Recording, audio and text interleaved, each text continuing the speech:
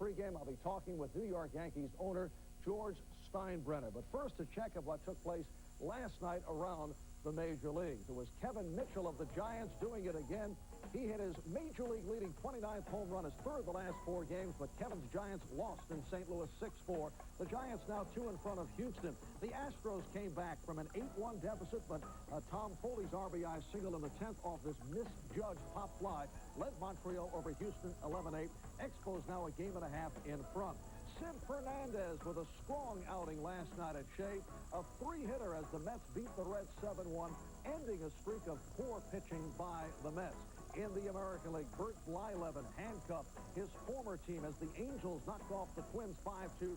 The Angels take over first in the West as Oakland lost to Texas 6-3. The play of the game, Rick Leach of Texas to the wall to rob Mark McGwire. Leach was taken to the hospital for treatment of whiplash, but he is okay. And in Boston last night, Mike Greenwell came up with a big blow, an oddity at Fenway, touching them all the inside the park route. This snapped a 4-4 tie in the 6th. Red Sox beat the Yankees 6-4. The first inside the park home run at Fenway by a Boston player since 1982. The Yankees remain 5.5 behind the first-place Orioles, who also lost last night. And last night, Wade Boggs and the Red Sox came to terms on a 3-year contract extension, a contract worth $7.3 million. In the wake of the well-publicized Marco Adams affair, Boggs a frequent subject of trade speculation. His new contract does not have a no-trade provision, which he originally demanded, so the Red Sox can deal him. And there's more bad news for the slumping L.A. Dodgers. The injury-plagued John Tudor is back on the 21-day disabled list. An unimpressive abbreviated start in Chicago led to Tudor re-injuring his shoulder, so he is back on the DL. When we come back, I'll be talking with Yankee owner George Steinbrenner. Stay with us. NBC Sports presents Major League Baseball, an inside look. Brought to you by Old Milwaukee and Old Milwaukee Light. It doesn't get any better than this. And by the Die Hard battery, now with more power when you need it most. Games of the day of the Yankees and the Red Sox from Fenway in Boston. Yankee owner George Steinbrenner made the trip to Boston. We talked moments ago. And first I asked about the recent reports in New York papers dealing with alleged monetary cutbacks concerning the travel schedule of Yankee scouts and general manager Sid Thrift, plus the money-saving move of the Yankees taking a bus to Boston for this weekend series. I had nothing to do with the bus to Boston. That was our traveling secretary, and Dallas thought it was fine, so I guess they did it.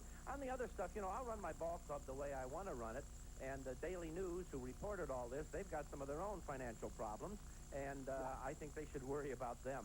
There's no truth to a lot of that. Sid Thrift is not anchored to his desk. He's traveling today looking at other ball clubs. He's made several trips with the Major League Ball Club. Now, the scouts, when the June draft is over, there's nothing for them to do. So why should they be out scouting? All they're doing is running up their expense accounts, frankly. Was the bus air-conditioned? Air-conditioned, I understand. You know, a nice bus ride. We got here 3.5 hours. That's faster than the airplane would have taken. George, you have been relatively quiet this season. Earlier in the year, there was a mild vote of confidence from manager Dallas Green.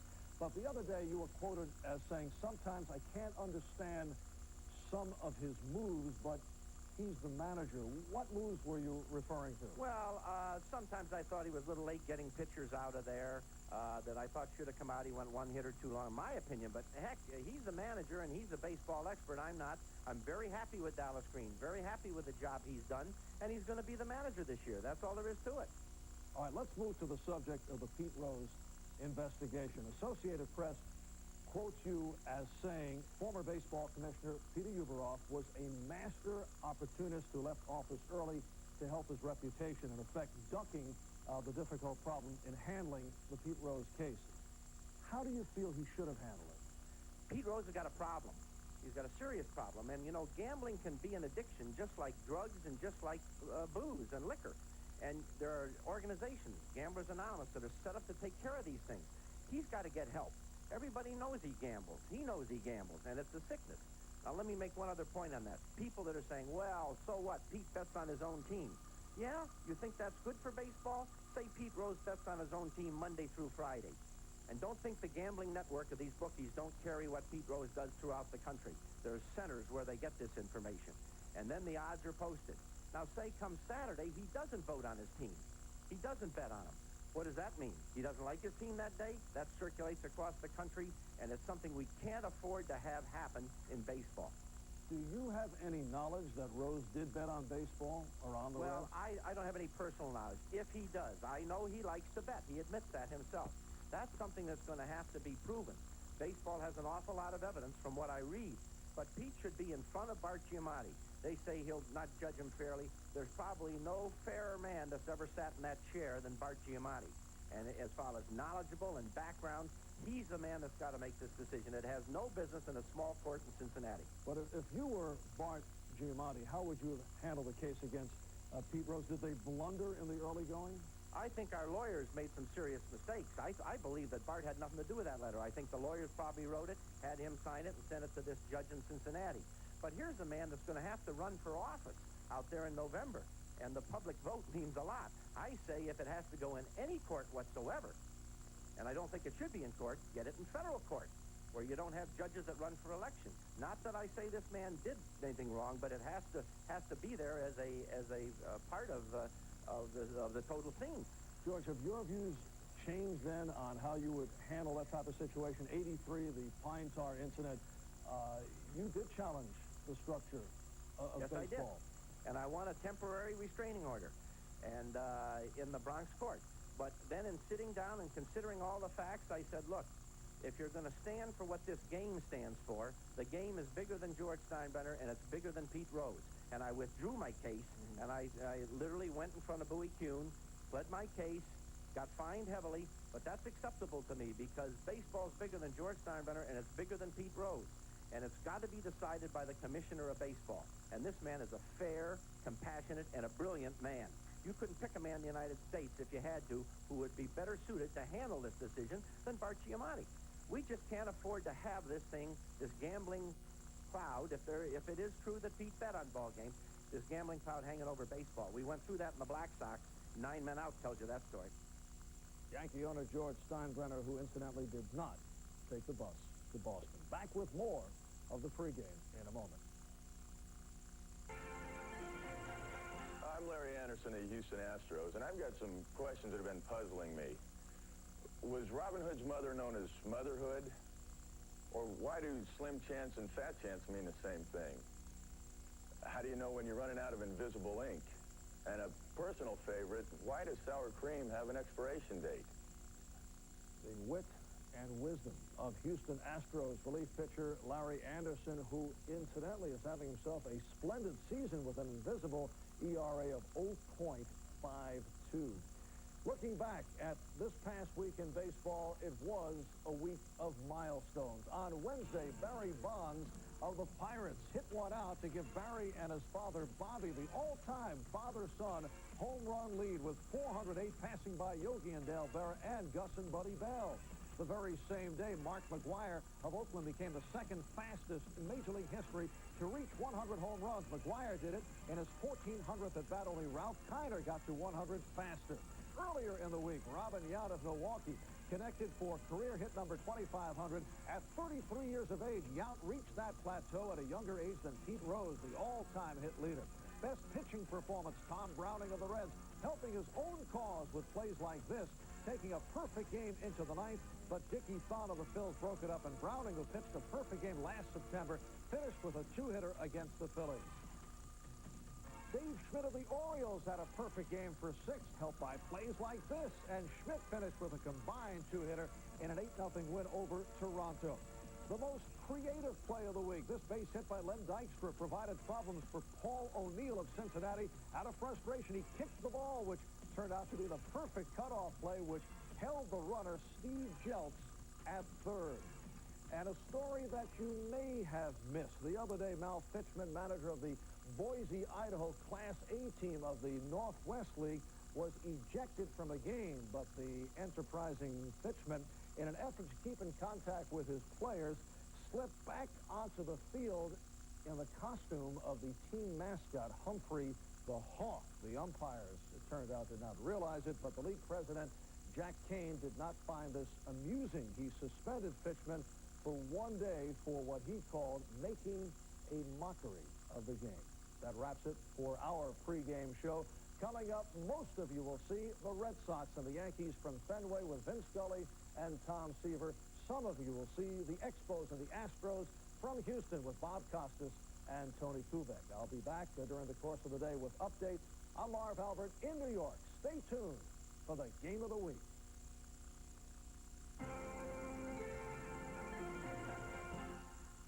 Uniforms of the Red Sox and the Yankees, but none greater than George Herman Babe Ruth, the orphan from Baltimore. It was his change from Boston to New York that contributed so much to the great rivalry between these two cities. And the intensity of the rivalry continued last night. Case in point, a home run inside the park by Mike Greenwell, the relay towards second base, and then the bone-crushing jar at home plate, and still the fight was not over. And later, as if Don Sloth's mettle would truly be tested, another catcher, Rick Cerrone, would fight and claw and scratch his way to score a run. The rivalry is intense and well and alive in Boston. Hi, everybody. I'm Vince Scully, along with Tom Seaver. Welcome to Fenway Park in Boston, where the rivalry continues between the Yankees and the Red Sox. This will be the 6th game this year, and the Yankees have a slight edge. They've won 3 out of 5, although the Red Sox clawed their way to a victory last night. A couple of rookie pitchers going today, but what we need right now in this rivalry and the pennant race would be the insight of a veteran. Our guest is Don Mattingly, and to chat with him, let's go to Tom Seaver. Thank you, Vinny. And when you think of the New York Yankees, you think of Don Mattingly. And Don, one of the great rivalries in sport, certainly in baseball, the Red Sox and the Yankees. And it is something special here, isn't it? It really is. And coming up, I remember the last year in high school, I seen the Red Sox and Yankee game when the Yankees came back from so far in '78, and I was excited about playing against the Red Sox when I came here, and it really has been special. I remember series here. It seems like no matter where we're at in the standings, they're great games. Either there are a lot of runs or no runs, or I remember a series we played here a couple years ago. I think the team winning in the 9th inning didn't win a game. We played 4 games there, and it was an unbelievable series, and I've been excited about playing it ever since. You've had your typical terrible April, and now all of a sudden the rest of the season starts for you. You've been on fire with the bat.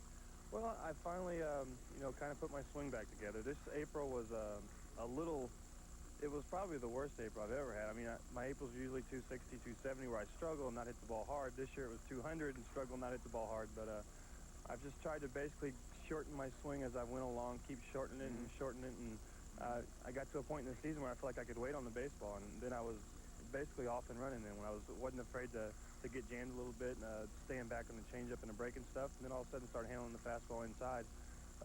Things started to roll for me. Well, you guys are going to have a good game today. You lost last night, but 2 more to go here before the All-Star break.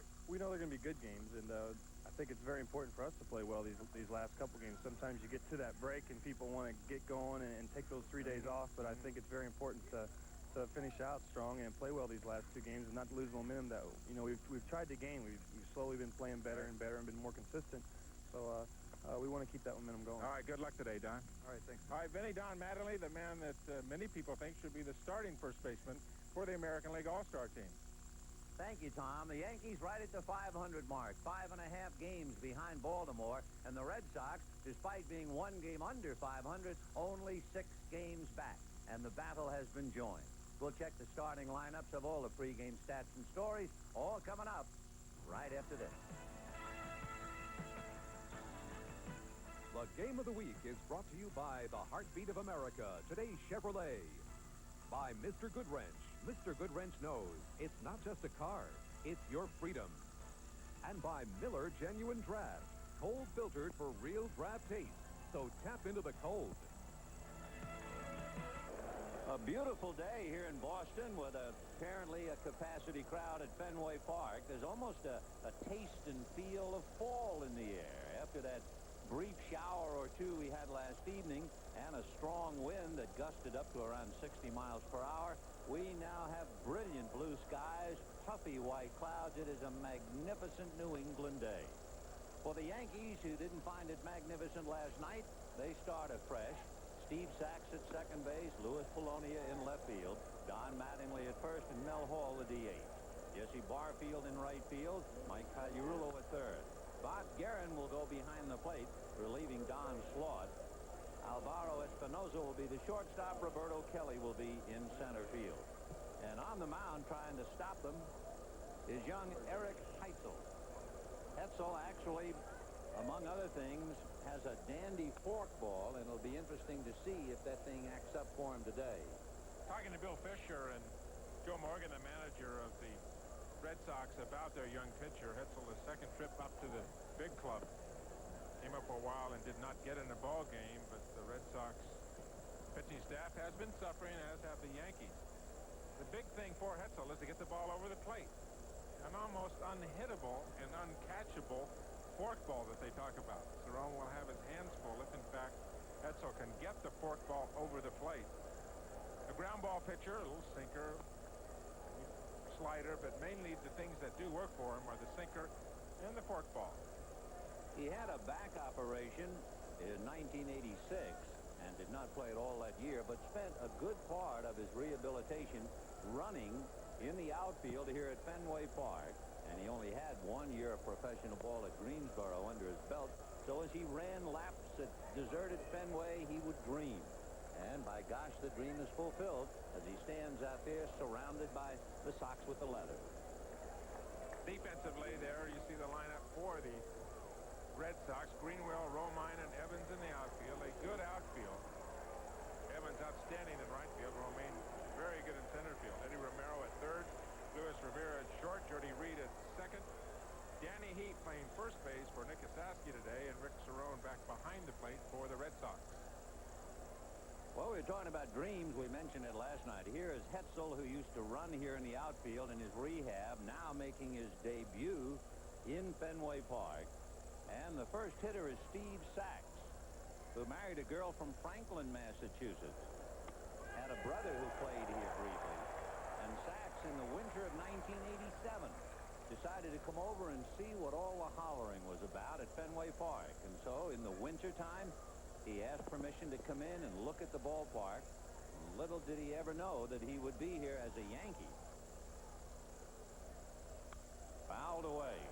Sachs blazing hot. I talked to him today about coming to Fenway Park for the first time. He was over there pretending like he was a pitcher warming up on the sidelines before batting practice. I said, well, what do you think? I know it's your first time in here. He says, this is amazing, this place. I've never seen anything like this, even more than Wrigley Field. He was in awe of it, as many first-time players are when they come in. Ground ball to third. Ed Romero short hops it and takes care of him. One away. Sachs, by the way, last night had a big night with a walk, 2 singles, and a home run in his debut. The home run, albeit sliced very thin down the right field line, so he made himself a great debut. Now it'll be Louis Polonia. Polonia, for over a week, just about 2 weeks now, hitting in the 350s, so he's got his average right up close to 300. Shows bunt, takes ball 1. Polonia was involved in one of the bigger plays of the night last night. It was in the 4th inning. The Yankees had runners at first and second and 1 out, and the runners could run, Kelly and Sachs, and they took off. And Romero broke to handle a throw at third, and Polonia hit a ball that was turned into a double play only because Romero was on the bag. Otherwise, it's down the line. The Yankees have a couple, and who knows about what the outcome would have been. Polonia with Don Mattingly on deck.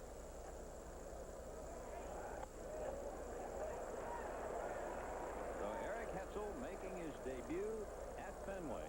He made his major league debut on Saturday, the 1st of July in Toronto, when 5 2/3 innings, left leading 3-0, and got his victory. The final score was 3-1.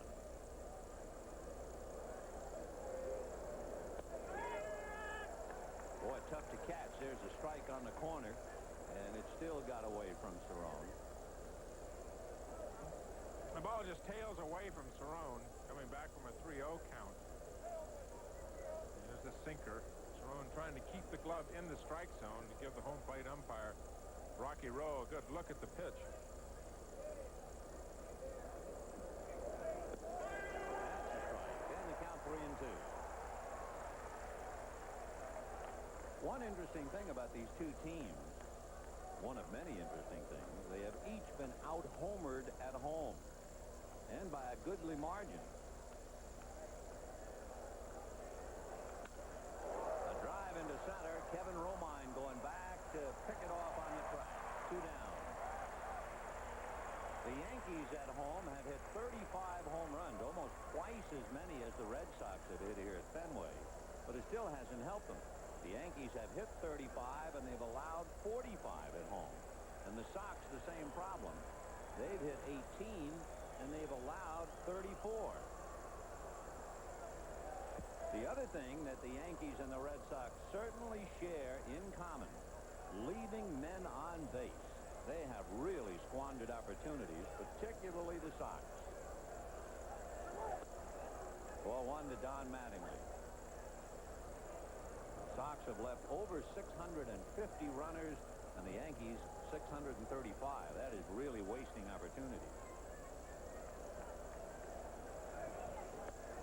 It was typical of the Yankee fortune and the excellent pitching of Rob Murphy last night. The Dallas Green had his best hitter at the plate, Don Mattingly, in the 7th inning with the tying runs at first and third, and Mattingly did the one thing he rarely, if ever, does. He struck out. 2-1. Mattingly also has effect even when he's not at the plate. Last night, Joe Morgan leaving Rob Murphy in to pitch to Bobby Guerin, who would have been the tying run, but Mattingly and the on-dexter, left-hand swinger. Murphy, the left-handed thrower, and that's why Joe Morgan chose to leave him out there. Plus, he was pitching awfully well. Mattingly, and you really see it up here, looking down. He's on top of that plate, and he has such tremendous eye-hand coordination. It seems like he waits until the ball is almost in the catcher's mitt. Very short stroke, very quick hands. He does get right on top of the plate. Very confident that he can cover the inside part of the plate quick enough to get to the ball inside. Fouled away. His hands, as he's about ready to swing on that last pitch, his hands were just about directly above the inside corner of home plate. How would you pitch it? Good target. You see that right elbow? See his right elbow? That's the target to throw. That'd be a good place to try and throw it. And Don Mattingly has struck out his last 2 at-bats in Fenway Park. Stop the presses. We're talking about pitching Don Mattingly inside, and it looked as if Don was looking inside. You can watch how his rear end comes off of the ball, almost as if he's looking inside. The pitch, that fork ball that we were talking away about on the outside part of the plate, and it was a beauty, too. So for the 12th time, and twice in 2 days, and twice in a row, Don Mattingly has struck out. You can follow the Yankees the entire rest of the year. You probably will never see him strike out twice in a row. Here's the Sox lineup with Wade Boggs, the DH, Jody Reed at second base, Danny Heath is at first to get an additional left-handed bat in the lineup, Mike Greenwell in left, Dwight Evans in right, Kevin Romine in center, Rick Cerrone behind the plate, Luis Rivera at short, Ed Romero playing third. Boggs still bothered by a sore right shoulder. He can hit, but he can't throw. And on the mound, Dave Island, making his 5th start. He was recalled from Columbus the middle of June and picked up his first major league victory, going 7 innings to beat Texas. Boggs, Reed, and Heath. The Yankees begin the day 5.5 games back of Baltimore. The Sox trail by 6. 4-1. Tell me about Island. Island making his 5th start for the Yankees. Talking to Billy Connors, the pitching coach for the Yanks. What do we look for? What will he do in a positive vein? What might get him in trouble? He's a sinker ball pitcher. Make his outs on the ground, try to get the ball to be hit on the ground. He has a good slow curveball. Check swing, roller to third. In a hurry is Pagliarulo to get him. Nice play. So hard for an infielder to react on a check swing. And yet Pagliarulo able to make it. Boggs trying to get a check swing on that fastball up in the strike zone, and Pag's only play was barehanded. One thing that Wade Boggs does not do well is run. He does not have good foot speed. And a fine one-handed play by Pagliarulo. Jody Reed will check in at 266. One out, bottom of the first inning, no score. That's in there for a strike. Rocky Rowe is the plate umpire. Mike Riley at first. Harry Kraft at second. Larry McCoy at third. Al Bunbury coaching at first, and Rack Slider at third for Joe Morgan. That was that big slow curveball right there. Funny, you talked to both pitching coaches about both of these young pitchers. Billy Connors on the Yankee side and Bill Fisher on the Red Sox side, and they say control is most important. Pretty good breaking ball there, down and away, and Reed tried to hold up and couldn't do it. He knew he was chasing it, and he was fighting himself. Both the coaches, the pitching coaches, saying if these guys get the pitches over, if they get ahead in the count, don't get the base on balls, don't work at 3-1 counts, I expect a pretty good day for my pitcher. That's Billy Connors, the pitching coach for the Yankees. Dallas Green right in front of him. Fly ball into shallow left field, and it's off the glove of Espinosa. Turning and holding on and drawing a throw is Reed, and Mattingly saved an error. If Mattingly doesn't backhand that throw, why, it easily goes towards the dugout, and Reed is at second base. So Espinosa touched the ball, but that's all. It's a base hit, but Mattingly saved a throwing error. You can see Espinosa after the play when he was coming back up looking into the sun. This ball may have gotten into the sun. He has been a real jewel, a find for the Yankees this year, and has played beautifully at his defensive position shortstop all year long for the New York Yankees. A great arm and a very accurate arm. Danny Heap coming up, playing first base today. He takes a strike. Danny, in June, had a career-high 8-game hitting streak. And in 26 starts for the Sox this year, he's hit in 20 of them. And for 3 weeks, he's hitting over 350. Now, I used to look at Danny Heap every day, and when we would televise a Dodger game, we'd take close-up. Does he look like Robert De Niro? Oh, a little bit, I would say, yeah. Or at least make you I'll buy think. that. I'll buy that. It'll make me think of Robert De Niro. 1 ball and 1 strike to count. One thing he has always been able to do is swing the bat a little bit. And how? Good offensive player. Not many home runs, but a good line drive hitter. We use the entire field. 1-1 to Danny Heap. Ball 2. When Danny Heap went to the Dodgers, what happened was he refused to sign. He was a free agent, stayed home. And by the time they signed him, the season was underway, and he tried to play catch-up. And it's virtually impossible to spot Major League pitchers all that time. So he never really got started. But now, with spring training under his belt, etc., he's having a good year, the kind of year you would expect from him. He's hitting .330. Especially when you're not an everyday player, too. Starting late and then getting some spot playing time, that's doubly difficult.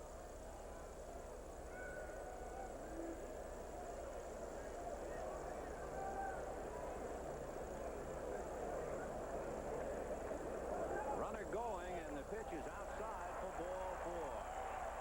So the Sox are in business on a pop fly single and a base on balls, and now you get Mike Greenwell and Dwight Evans. The Sox are minus several players on the DL. Jim Rice is going to go to Winter Haven and rehab. Sam Horn is going to rehab. Marty Barrett figures to be ready sometime after the All-Star game. Ellis Burks, very questionable, coming off shoulder surgery. Oil Can Boyd, of course, has been out and then had to make the sad journey to Mississippi to bury his mother, and our condolences to the Boyd family. Mike Greenwell had that rarest of the rare, especially here for him, an inside-the-park home run. Hit foul outside of first. He really ran up on a slow breaking ball and almost jammed himself. Red Sox got 10 hits last night. They got 5 of them in the first inning, 5 consecutive hits from the leadoff hitter down. And you see Greenwell looking and out over the plate, got a pitch on the inside part of the plate. Island will cut the ball to the inside part of the plate against these left-hand hitters. High drive into center. Back goes Roberto Kelly. This time he's learned a lesson to play it off the wall. One run is in, and there are runners at second and third.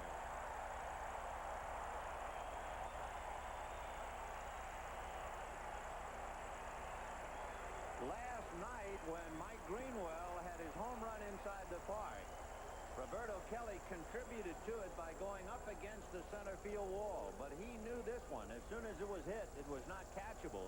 So he was in position to play the carom perfectly and hold him to a double.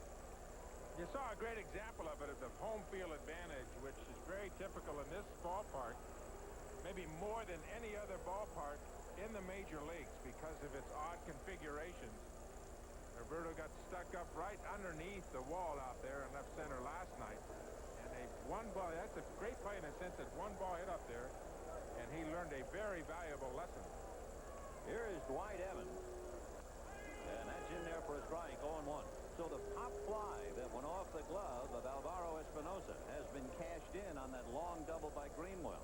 Boggs coming down the line at third, and Evans trying to pick him up. Evans is at his best in this situation. Big chopper to the hole. The run will score. The out is a bad throw into the Red Sox dugout.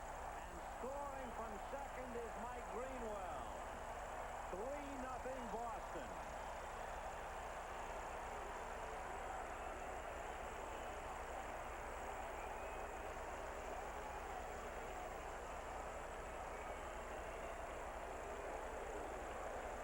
Espinosa has been very, very steady all year for the New York Yankees. Only his 11th year, the steadiest part of his game, believe it or not, has been his arm. It has been just exceptional. And two, that one clearly over Madley's head and almost threw the ball away on Reed's single.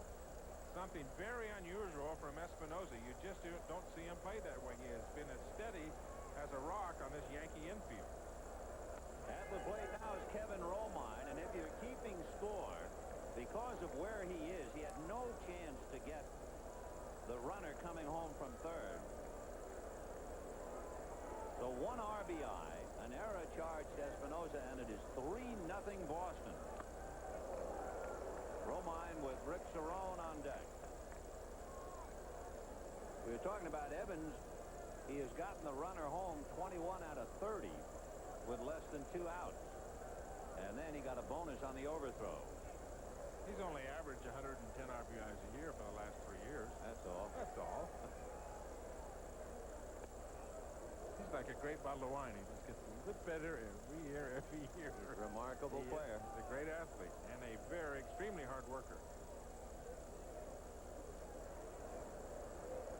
Kevin Romine with a 5-game hitting streak, and he was very hot during that streak. Tries to lift one and comes up empty. That's only the second out. So the inning is still alive, and Rick Cerrone coming up. So Dave Island got Boggs. Reed's pop fly went off Espinosa's glove. Normally he would have caught it. Then Heap walks, and Greenwell doubled him to third. Evans' ground ball should have been the third out, and Island could have gotten out of the inning unscathed. Instead, it is 3-0 Boston, and they might not be finished yet. Cerrone 1 home run, 18 runs batted in.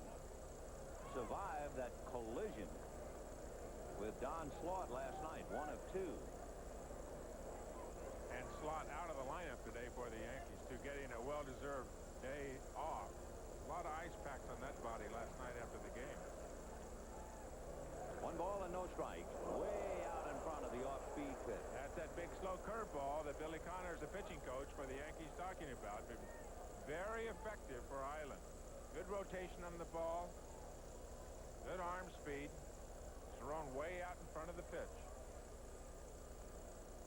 Cerrone with a 5-game hitting streak.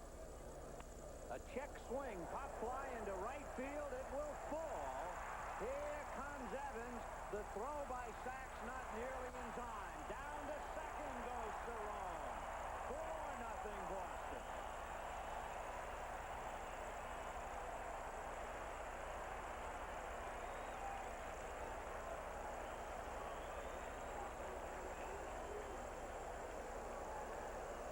think there are times as a pitcher, you have a first inning like this, it's very hard not for you to say, hey, this isn't my day. Get out of here. Stop the bleeding if you can. Get out of here as quickly as you can. A little slider on the outside part of the plate. Cerrone simply stuck his bat out and a base hit. Another run for the Red Sox. And very good base running by Rick Cerrone. Going to second base on the throw. So it shows you the maddening aspect of the game, as Island might try to comfort himself saying, with any kind of a break, I could be out of the inning. Instead, he is down 4-0 in the first inning. And Luis Rivera trying to pick up Rick Cerrone. That check swing single gives Cerrone a 6-game hitting streak. 1 ball, no strike. 1-1. Funny, you give up 4 runs, and there's really only been 1 ball that's been hit hard the entire inning. Greenwald off the wall, double that he hit.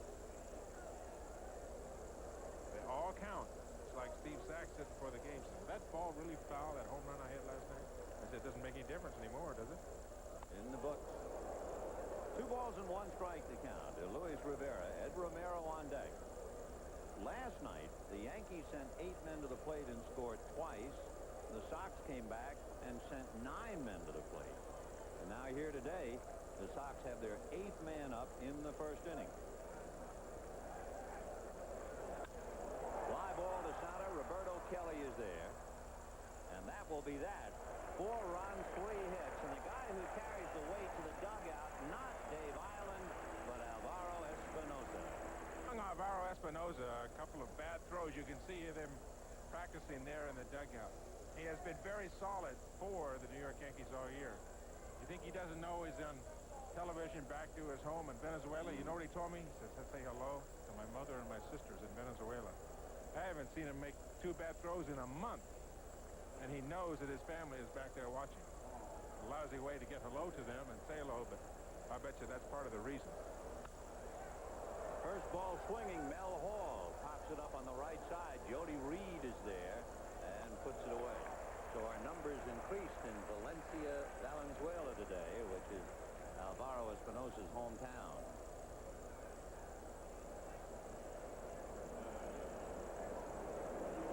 These players do know when they are on national television. And the young ones, it will make a difference. What do you think he's thinking about sitting there? My mother and my sisters, and here I do make 2 bad plays and 2 bad throws in the first inning. 1 ball and no strikes to Jesse Barfield. He's hitting 6 out of 7. Barfield leading the majors in assists. He has 14 of them. Second inning, 4-0 Boston. Jesse has struggled with the bat. Not let it affect his defense. You know, he made a great throw the other day in a 1-0 game when the Yankees beat the Tigers, and everybody in the press made a big deal about it. I came up to him and said, what a great throw, and he says, I don't know why everybody's making such a big deal about it. I've been doing that for the last 6 or 7 years from throwing like that. That's right. He has more assists than any other active outfielder in the major leagues. If I remember, he's number 1. Glenn Wilson of the Pirates is number 2. And the number 3 man, again, this is from memory, but I think the number 3 man is Vince Coleman of the Cardinals. They're the top 3 assist men in the Major League outfield plan. And the guy in right field, not too bad either, is it? No, but I don't think he's in the top 3. So Jesse Barfield goes down. Strikeout number 2 for Eric Hetzel. Jesse has struggled for most of the year. He has hit better since coming to the New York Yankees, but he does strike out an awful lot. It's the 71st time that Jesse has fanned this year. And that was not a fork ball. He just challenged him. Fastball inside part of the plate and punched him out. Now here's Mike Pagliarulo, and he takes a strike. He had a rough night last night. Struck out twice, particularly in the first inning. He had a key at bat. The Yankees had scored a couple with runners at second and third. Roger Clemens opted to pitch to Pagliarulo, even though there was a right-hand hitter on deck. That's fouled away. Pagliarulo struck out. Slaught then was hit by a pitch, and Espinosa Espinosa struck out, and Clemens was out of the inning. So that was a mighty big at-bat for Pagliarulo. Mike, you're talking about the pressure of Espinosa. He's from Medford, so he comes back here, and subconsciously or otherwise, he has to be pressing. Hometown, a lot of hometown fans out to see Pags. Did it bother you when you came to Los Angeles, having gone to school in Southern California, relatives in Fresno? Did you feel it? Well, you know they're there. You know that your mother and father are there. It almost picked their voices out in the stands at Dodger Stadium or Candlestick Park. 2 balls and 2 strikes. With 2 out in the second inning. The Red Sox leading 4-0. If the Sox win, they get to the 500 mark, and the Yankees would go under 500 by 1. So these two teams have really been on a treadmill so far. Neither club able to make what you could call a move. Mainly inconsistent pitching. Of course, the Yankees suffered with the loss of Dave Winfield for the entire year, and Mattingly struggling. You look at Dallas Green, the manager for the Yanks. Mattingly struggling through April with the bat. Both clubs basically playing like 500 ball clubs all year long so far. Just to put it in perspective and in your mind, Baltimore topped the heap. They lost last night. So the Yankees 5.5 back, Boston 6, Milwaukee, Cleveland 7. 3-2 the count to Mike Pagliarulo. Got him on the corner. 3 strikeouts for Eric Hetzel, and at the end of an inning and a half, 4-0 Boston. We're going to the bottom of the second inning, 4-0 Red Sox, and what a day we have for you tomorrow. A historic occasion. First time ever the ladies' final will be held on the same day as the men's final. The Wimbledon in all its glory tomorrow. Ed Romero will start it off. Steffi Graf and Martina Navratilova, Stefan Edberg, and Boris Becker. It will start 8 a.m. Eastern Time, 7 a.m. Pacific Time. So in all the great years of Wimbledon, tomorrow should be an incredible day. 0-2 the count to Ed Romero. Ball 1. Romero 3 RBIs. Doesn't get much of a chance to play. They now call him Gator up here. Dumping that bucket of Gatorade in anger. Line drive, sinking into left center, base hit, backhanded, and falling down is Roberto Kelly. Romero for 2, sacks with the ball, got him.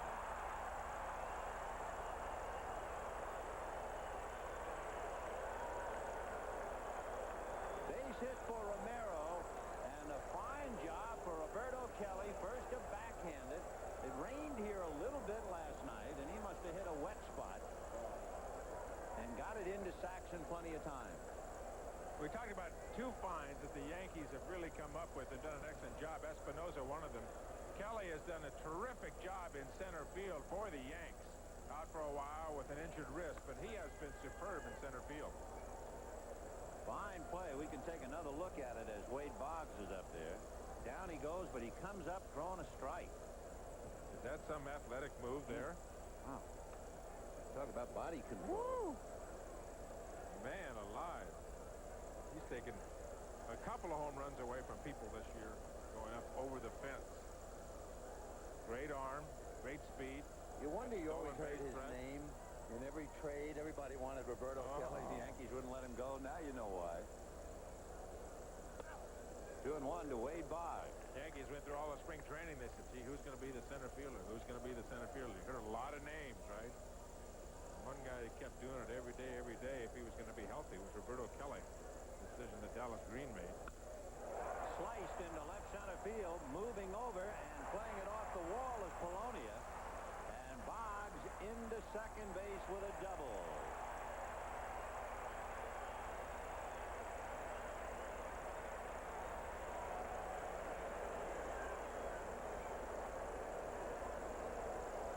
Boggs hits extremely well in this ballpark, Fenway Park.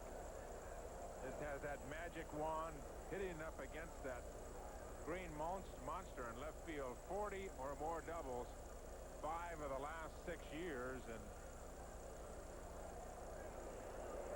.25 for him this year. Exceptional hitter.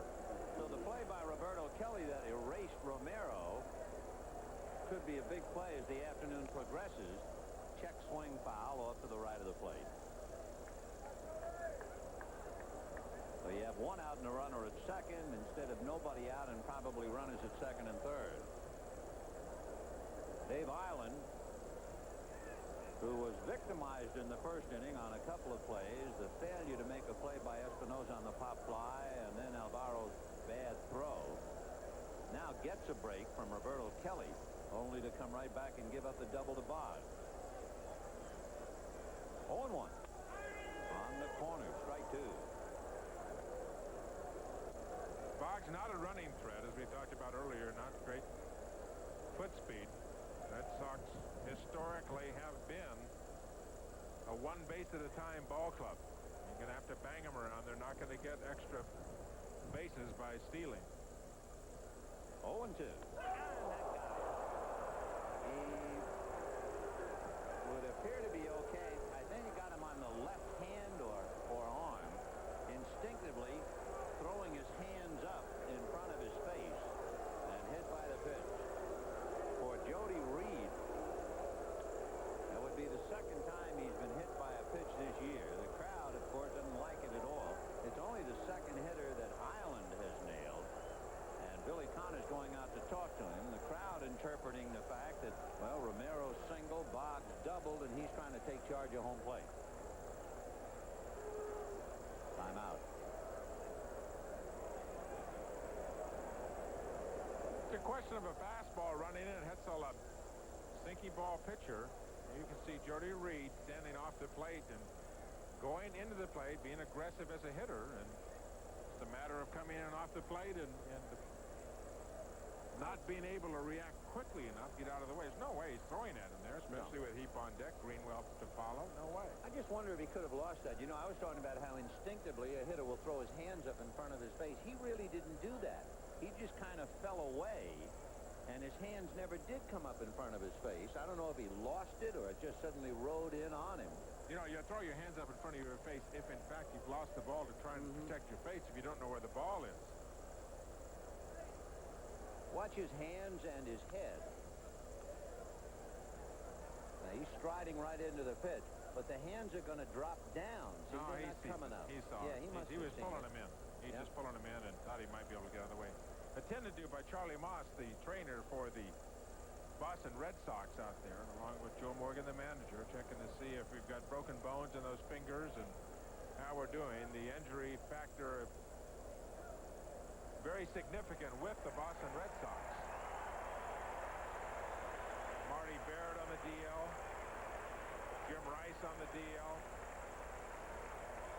Ellis Burks just came off it. Ellis Burks on the DL. And you're talking about guys that are big names for this Boston Red Sox team. A little fire plug that Jody Reed has been for him, too. Eric Plunk, aptly named for a pitcher after a knockdown and a hit batter, gets up in the Yankee bullpen. And Danny Heap, who walked, will check in. First and second and one out. Fouled away off to the left on top of the roof and out of the ballpark. In the inning, Romero's single was cut down trying to get to second. Boggs then doubled and Reed hit by the pitch. 4-0 Red Sox, bottom of the second inning.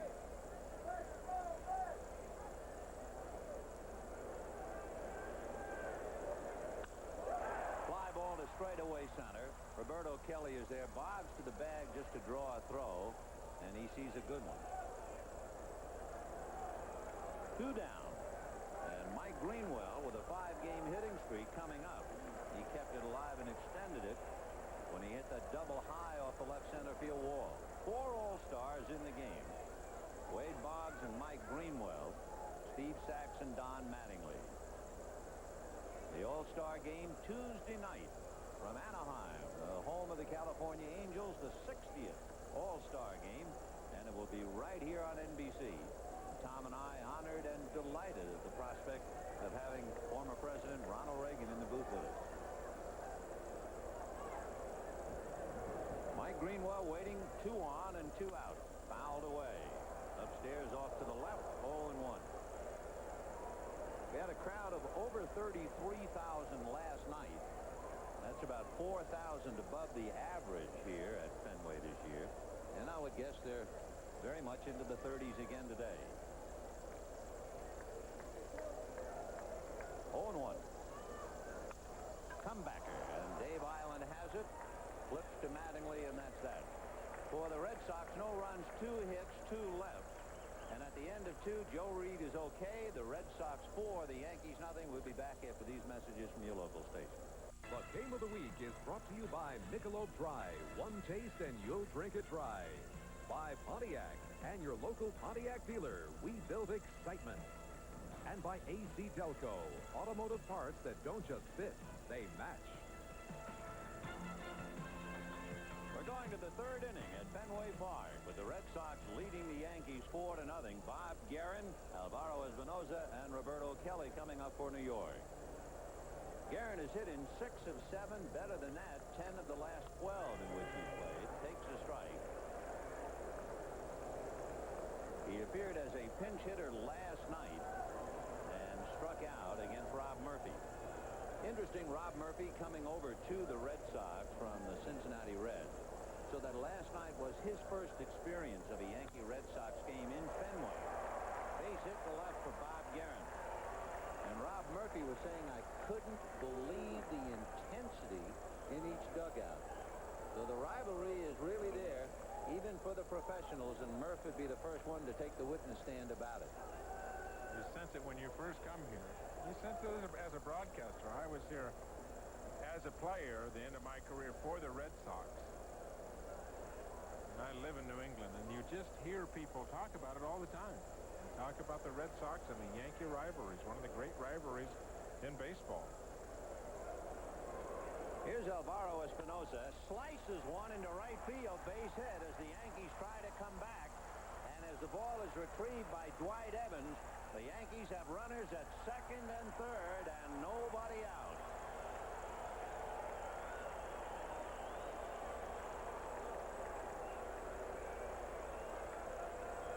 Eric Hetzel in trouble now as Guerin singles to left and Espinoza doubles to right. That'll get him singing in Valencia, Venezuela. It most certainly will. Espinoza, 63 hits on the year. Only 7 of them for extra base hits, 7 doubles. That's his 8th double of the year. Perfectly executed. So 2nd and 3rd, nobody out. The first 2 hits given up by Eric Hetzel. And Roberto Kelly will check in at the plate, hitting .318.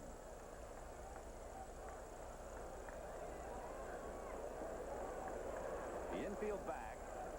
And now Tom Cerrone going out to try and help Hetzel. Kelly has been around that 300 mark all year long. Came in to the game today hitting .318. Great speed. And you wonder at one point if, at some point, Dallas Green might move him up in the lineup to give him another at-bat during the course of a ball game. Hitting 9th, and he has been hitting 9th every day that he has played for the Yankees. You wonder if he might not be more valuable up higher in the lineup. 0-1. He strikes out 20% of the time. Now, for him, if he makes contact and hits the ball on the ground, he figures to pick up a run because the Sox are playing deep. They'll give up the run to take the out. 3rd inning, 4-0 Boston.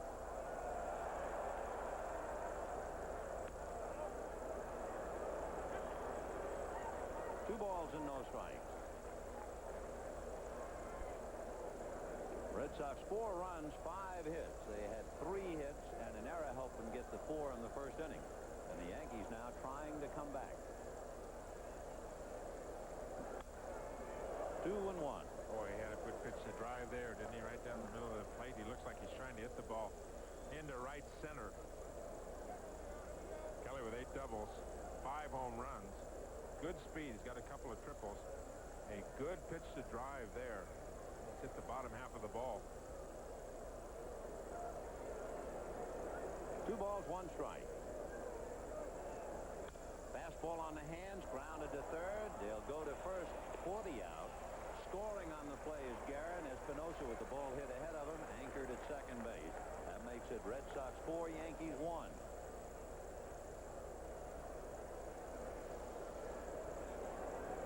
Probably the thing to drive a manager crazier than anything is that particular instance. where the infield's back. They're sending you a message. If you hit the ball on the ground, we're going to give you the run. And then so many times you see the hitter try to hit the ball out of the ballpark. Oh, that's not smart hitting. That's right. They're conceding the run. So I'm sure Dallas is happy that his young center fielder went up there making contact and picked up one. Now it's up to Sachs, with Espinosa at second and one out in the third inning. Strike. Sachs with 34 runs batted in. That's just one less than Jesse Barfield.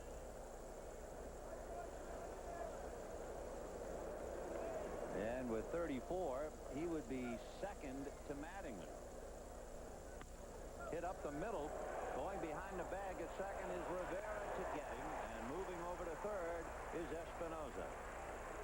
Nice play by Luis Rivera to plug up the middle, although the ball was not hit that hard. Sachs is hitting the ball at that 300 mark all year long, throwing him fastball. Here a curveball, and he just adjusts to get wood on the ball. An infield grounder for Rivera. Good play. Sachs always hustles, making good use of his speed. You never see him run down to first base anything less than 100%. The big at-bat now for Luis Polonia. Polonia flied to center in the first inning. 2 down, a runner at third, and he would certainly try to extend the inning with Mattingly on deck. Polonia strikes out less than 10% of the time, so the chances are he will make contact. And he has to count his way now. 2 balls, no strike. Red Sox 4, Yankees 1. Top of the third, 2 out. Alvaro Espinosa, the runner at third.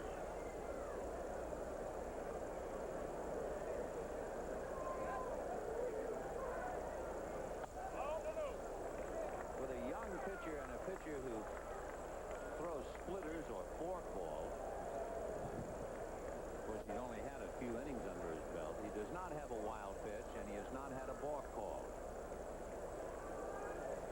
We talked about John Dobson before. That's startling. The Sox have 12 balks. John Dobson has 11 of the 12. And Polonia has won the battle, and now Eric Hetzel is trying to do it the hard way. He has to get Mattingly.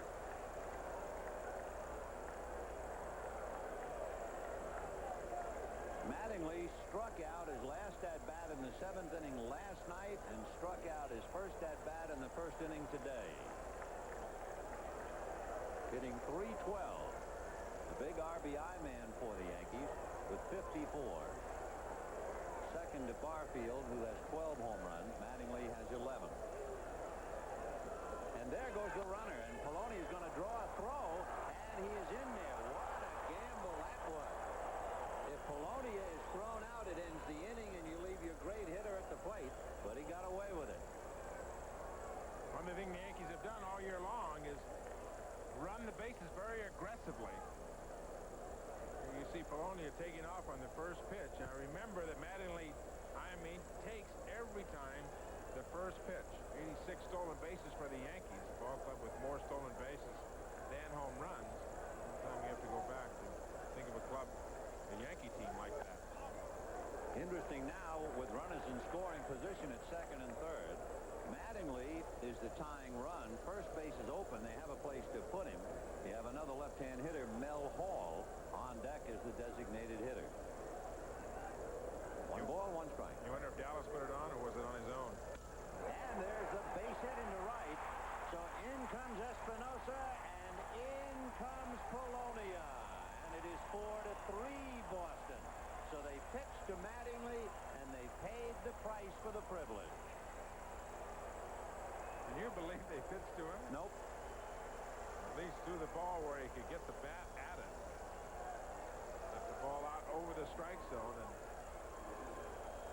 Don just hit it in the hole between Reed and Heap. That's a position where you've got a guy who many consider the best hitter in the game, and he certainly has been hitting that way since the end of April. Every time he just seems to hit the ball hard. First base open. Wow.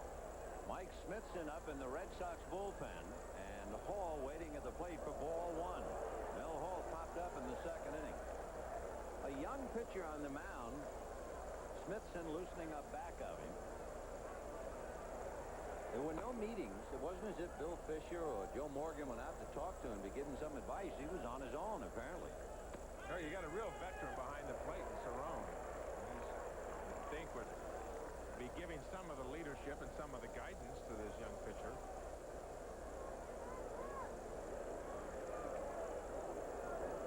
One ball and one strike to count to Mel Hall.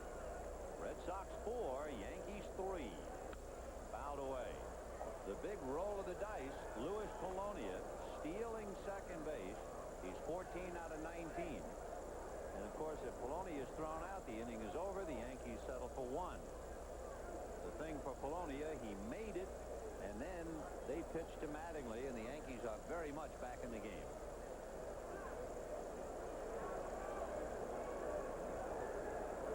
One and two.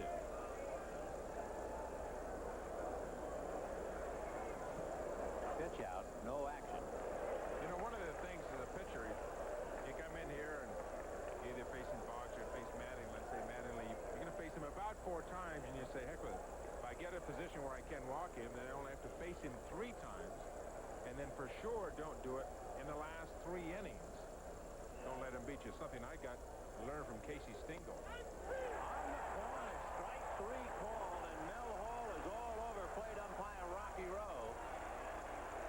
And the Yankees settle for 3, and at the end of 2.5 innings, 4-3 Boston. Magnificent day of tennis starting at 8 a.m. Eastern Time and 7 a.m. Pacific Time. Not only the gentlemen's final, Edberg and Becker, but the bonus, the ladies' final as well, Steffi Graf and Martina Navratilova. By the way, in talking about the first time it has ever happened, having both the men's and the ladies, in double checking, we find it happened once before in 1927. A one-hopper smothered by Pagliarulo.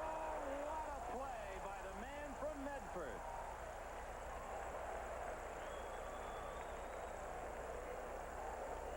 Mike Pagliarulo taking a double away from Dwight Evans.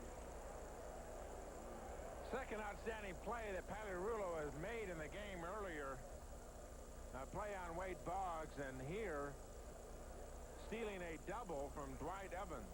Boggs has suffered with a sore shoulder and throwing arm and has had his trouble defensively, but the last 6 weeks or so he has been superb at third base for the Yanks. Kevin Romine, the batter. Boy, we are settling in for another dandy. Oh, yes. Here we go. 4-3 Boston in the third inning. 1-1 the count to Romine with Rick Cerrone on deck. Romine struck out in the first inning. He has a career-high 5-game hitting streak. Half swing, he was fooled, he knew it, and he lost heart in the middle of the swing. Romine has been up and down with the Red Sox between AAA and the Major League level. Oh, for the last 4 or 5 years. Basically an outstanding defensive center fielder, and the reason that he has been with the ball club.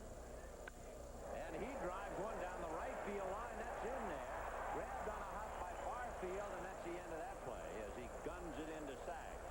So Romine has now hit in 6 straight, and the play by Pagliarulo looms larger and larger now. That might have been worth a run, or at least first and third and nobody out. With Ellis Burks getting hurt, Romine has had a chance to play on a fairly consistent basis. And came in hitting at the 386 level.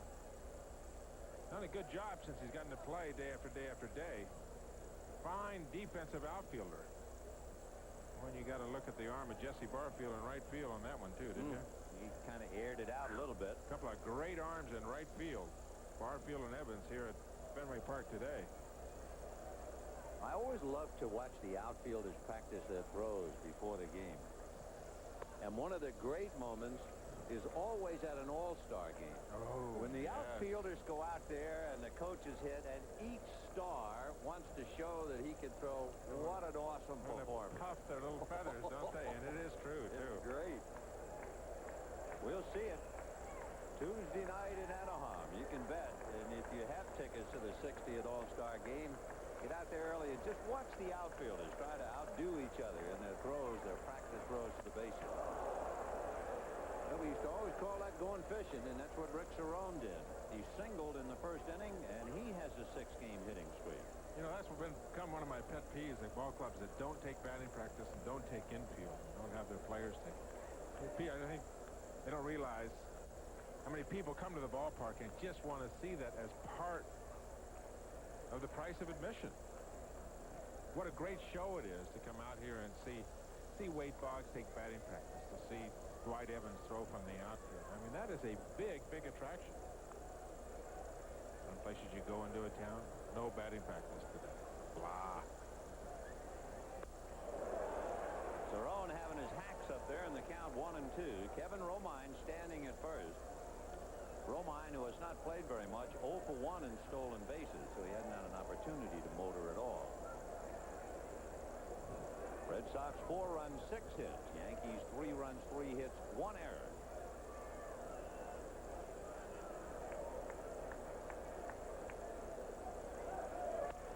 Ground ball to Espinosa. He goes to Sachs. He goes to Mattingly. And the Yankees go to the bench. No runs, 1 hit, and nobody left. And at the end of 3, 4-3, Boston. Obviously, the good sister on the right is in the habit of rooting for the Yankees. Is that a great shot? That is terrific. No partiality. I'm telling you. And with heavenly thoughts, here's a little angel rooting for the Sox. So we have balanced the scales. And we go to the 4th inning. Red Sox 4, Yankees 3. Jesse Barfield, Mike Pagliarulo, and Bob Guerin. Eric Hetzel roughed up in the 3rd inning, going to work. First pitch popped up back a third and down the line, and the call is made by Greenwell. 1 down. We came on a horseback. We have a couple of changes. Ed Romero, who started the game at third base, has gone over to second. Remember, Jody Reed was hit by the pitch. Obviously, he had to leave the game, unable to continue, and Randy Kutcher will play third. As soon as we get a report, if there be one on Jody Reed, we'll pass it along to you. 1 down. Mike Pagliarulo struck out in the 2nd inning. First ball swinging, pops it foul, and out of play. 0-1. Pagliarulo has made 2 fine defensive plays. One on a check swing roller by Boggs in the 1st inning. He charged, made the bare hand pickup, the off-balance throw, and got him.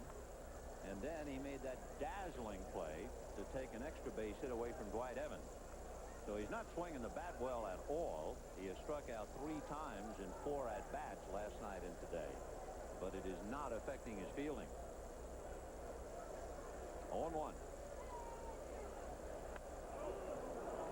Even before Winfield got hurt, they talked about Pags going to have to have the kind of year that he had in 1987 when he drove in 87 runs if the Yankees were to contend, and he has just struggled with the bat all year long. And he hits one to the second baseman, Romero. So Pagliarulo, a soft line drive. I guess you'd call it a line drive only to describe the trajectory. It wasn't really hit hard. 2 down. And Bob Guerin, the catcher, coming up.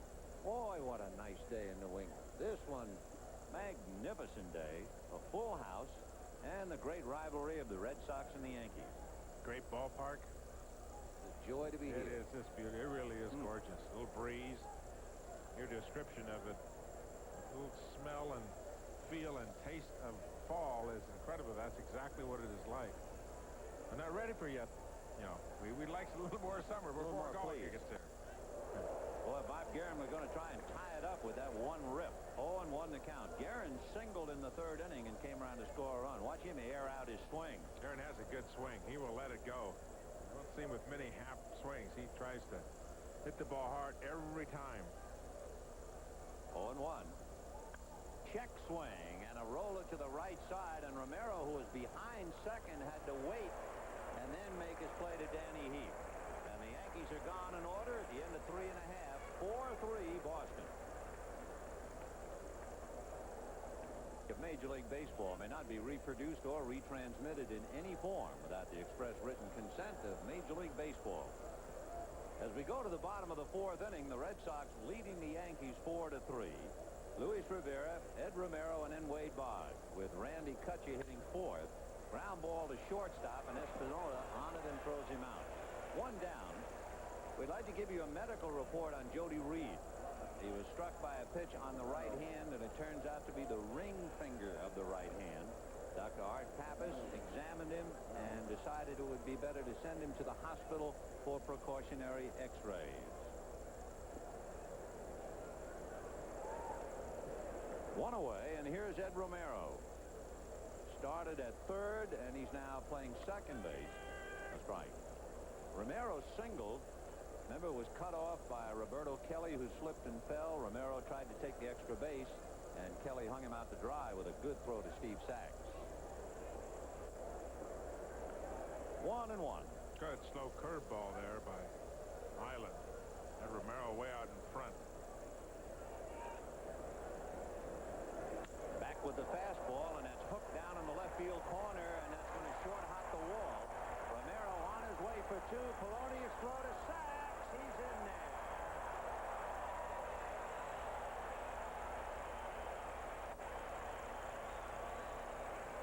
Luis Polonia made a fine throw to make that a close play at second. He had to go into the corner, and watch the accuracy.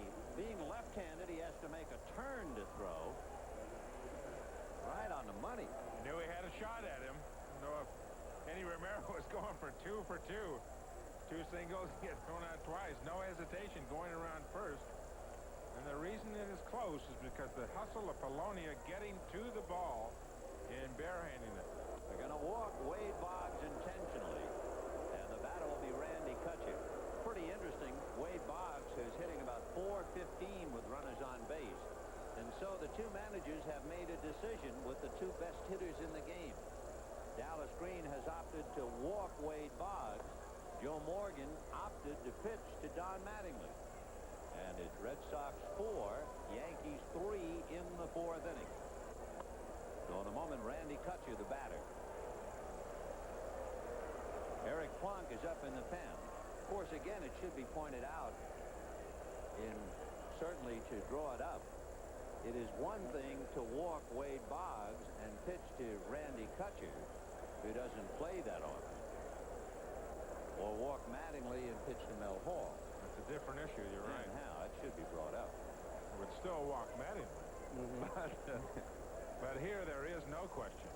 Definitely put Boggs down at first base so you know exactly where he is and go to work on the next hitter. 0-1 the count to Randy Kutcher.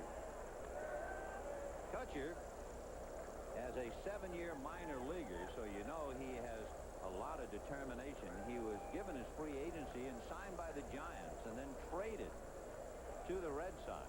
The player to be named later was Dave Henderson. And he promptly bangs it into left, base hit. Here comes Romero, and they'll stop him at 3rd. Good throw, cut off by Pagliarulo. And Dave Island is indeed an island in a sea of turmoil as the Red Sox have loaded the bases for Danny Heath.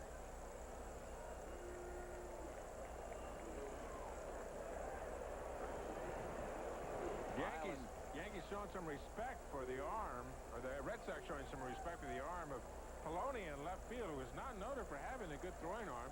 In this inning, has thrown the ball extremely well twice.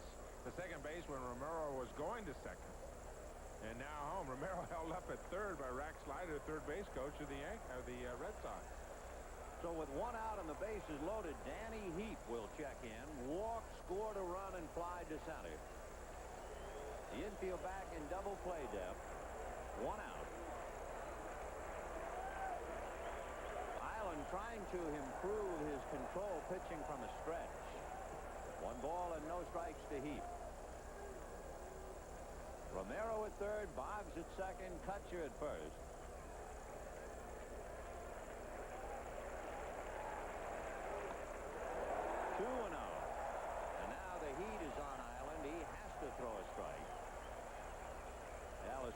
doing a little cheerleading.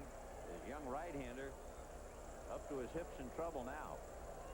He's in a situation where he can pitch from the stretch of the windup, and it's really up to him wherever he is most comfortable.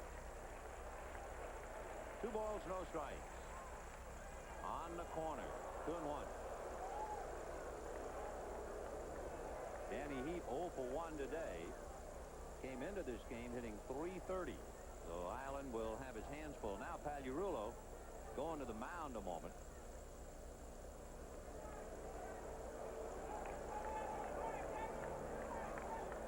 I don't think that's a message coming from the bench stalling for time. Dallas is over there cheering encouragement to Ireland as if he's staying with him. 2 balls and 1 strike. And the look at first, and I think maybe that was the meeting. Exactly what it was. He too. gestured it, and you could almost see him say it had something to do with Espinosa. And what it was to look at second and go to first one time. Yankees worked an awful lot in spring training on fundamentals. Dallas is very critical of his ball club for not executing fundamentals well. He worked on it real hard. A drive into left field. Polonia going back to the scoreboard to make a leaping catch. Tagging at third is Romero to score. And it is 5-3 Boston. But Polonia has sure been conspicuous in this inning.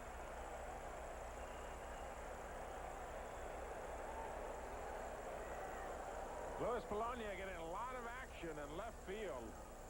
Off the wall and in front of the ball. It's still a catch. He lost that coming out of the glove. The runner at third, Romero, scores. He is able to go as soon as contact is made. The catch doesn't have to be made. All I have to do is make contact, and the runner at third can leave. So with 2 out, Mike Greenwell the hitter. It's 5-3 Boston in the 4th inning. Off speed and way outside. Greenwell doubled high off the wall in left center.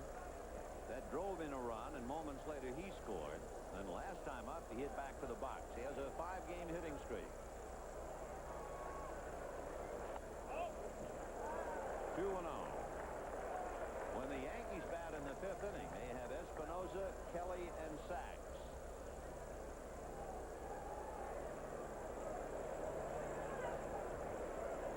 Two balls and no strikes. And that's popped in the air on the left side. Espinosa fighting that high sky. Makes the play. 1 run, 2 hits, 2 left. And it is 5-3 Red Sox. And we'll be right back after these messages from your local station. The gentlemen's final, Edberg and Becker, and the ladies' final for good measure, Graf and Navratilova, starts tomorrow, 8 a.m. Eastern Time, 7 a.m. Pacific Time. The climactic conclusion to the crown jewel of tennis, Wimbledon. Alvaro Espinosa, Roberto Kelly, and then Steve Sachs. Right. I watched some of that Wimbledon this morning. What? Saying to those 2 guys, they're smoking the ball. Evan Lendl and Becker, I mean, they're cleanup hitters, as it were. In the dirt, 1 ball and 1 strike to count.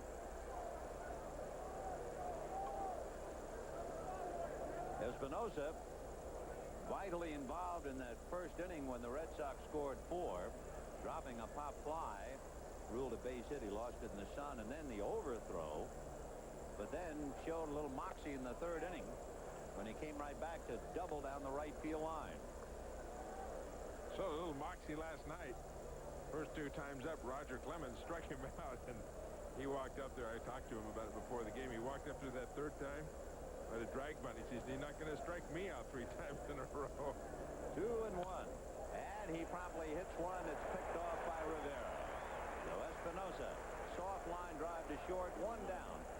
Somewhat of a meager scoreboard today, but here's what we have. The Mets knocking off Cincinnati yesterday, came right back, and they're pummeling them now 6-0 in the 8th inning. And was it about Montreal? If I remember the line in the paper, they have won 8 straight in Houston.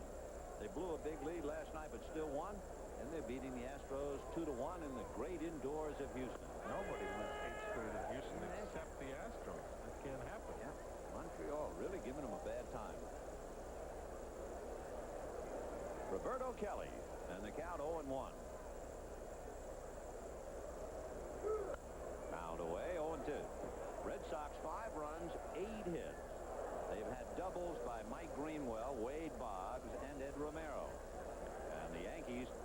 3 runs, 3 hits. They had a double by Espinosa.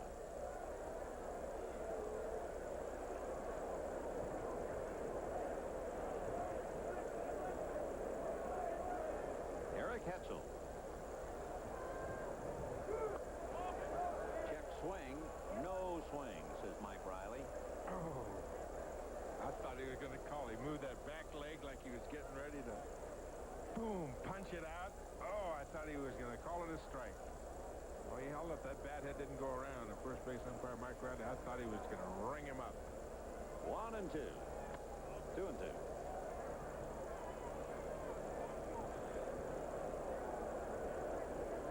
This is the 6th meeting between the two teams. The Yankees have won 3 out of 5, winning all 3 recently at Yankee Stadium, and then after winning only 1 out of 4 in New York, the Sox won here last night. Ground foul outside of third and down the line. Kelly is still there. 2 balls and 2 strikes.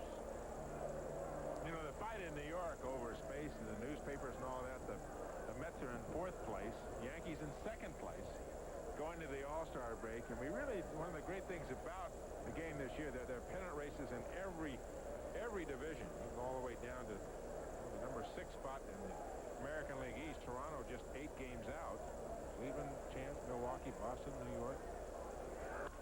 Ground ball hard to third, but staying with it is Randy Kutcher, and a good play by Danny Heath, but did he come off the bag? And I think that Mike Riley saying yes, he did.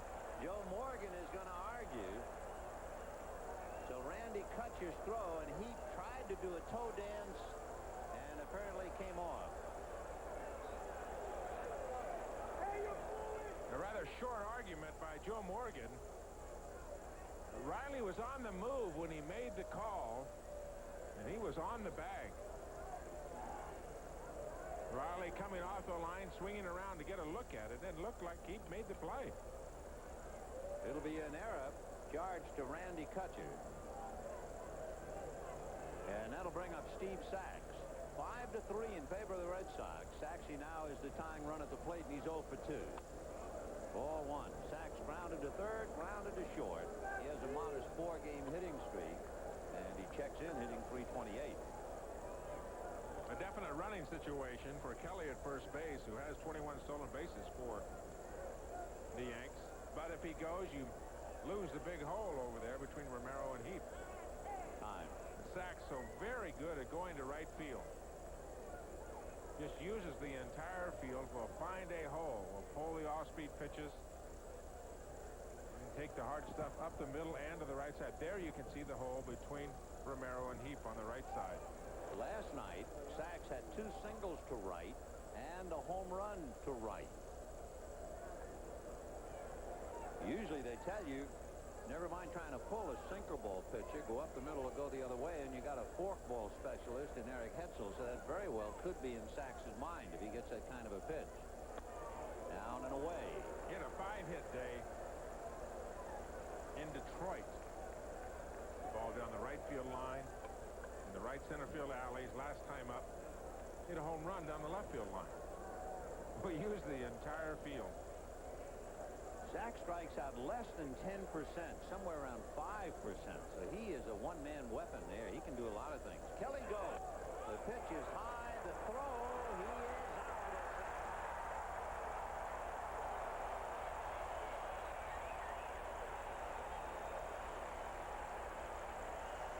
Good play, Rick Cerrone.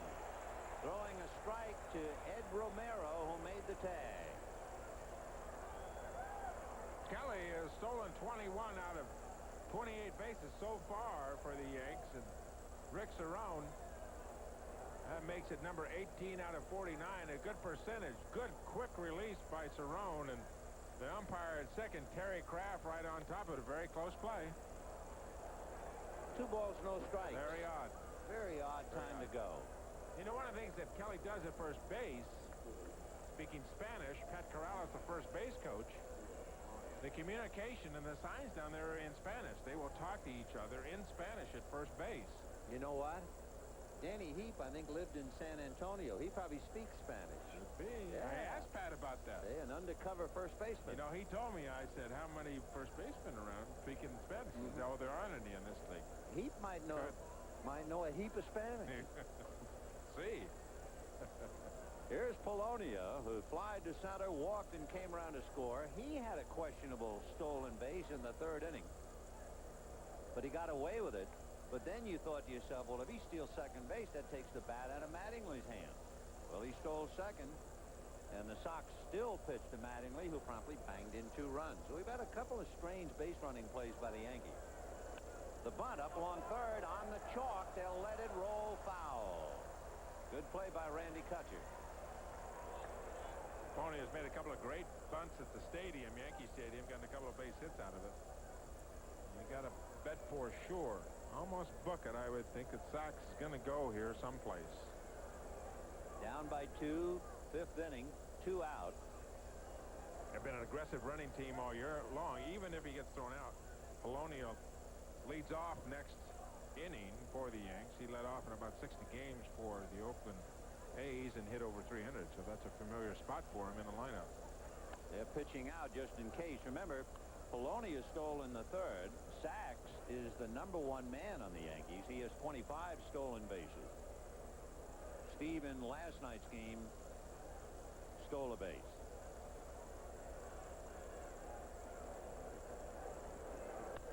Now back. 1 and 2. One of the great things that Sachs does is give a good aggressive fake even when he is not going at first base. And he makes it look as if he is going to go. Makes that shoulder turn and the first step. Well, he is a hard-nosed player.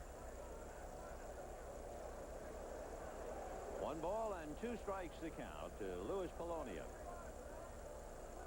And there goes Sachs. Pitch is outside. Cerrone's throw. He's stolen it. The ball gets away, backed up. And a fake by Rivera, but Sachs wouldn't go for it. Stays at second. So Saxey has stolen 26 out of 34.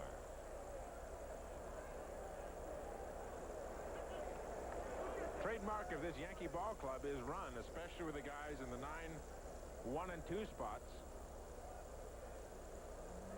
Had Ricky Henderson in the lineup, Steve Sachs in the #2 spot when they had Kelly, Ricky Henderson, and Sachs 9, 1 and 2 in the lineup, and the Yankees were doing some running. Tried to create runs this year as opposed to explode for them with their baseball bats. 2 and 2. And that's hit down the left field line, slicing, foul, and out of play. Hits the auxiliary scoreboard and kicks out of the ballpark down into the corner. Mike Greenwell will retrieve it. So timeout for the moment.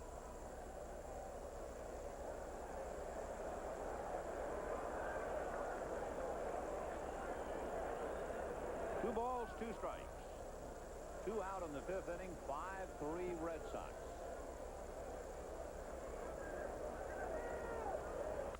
And that's driven to right. Evans, however, is right there.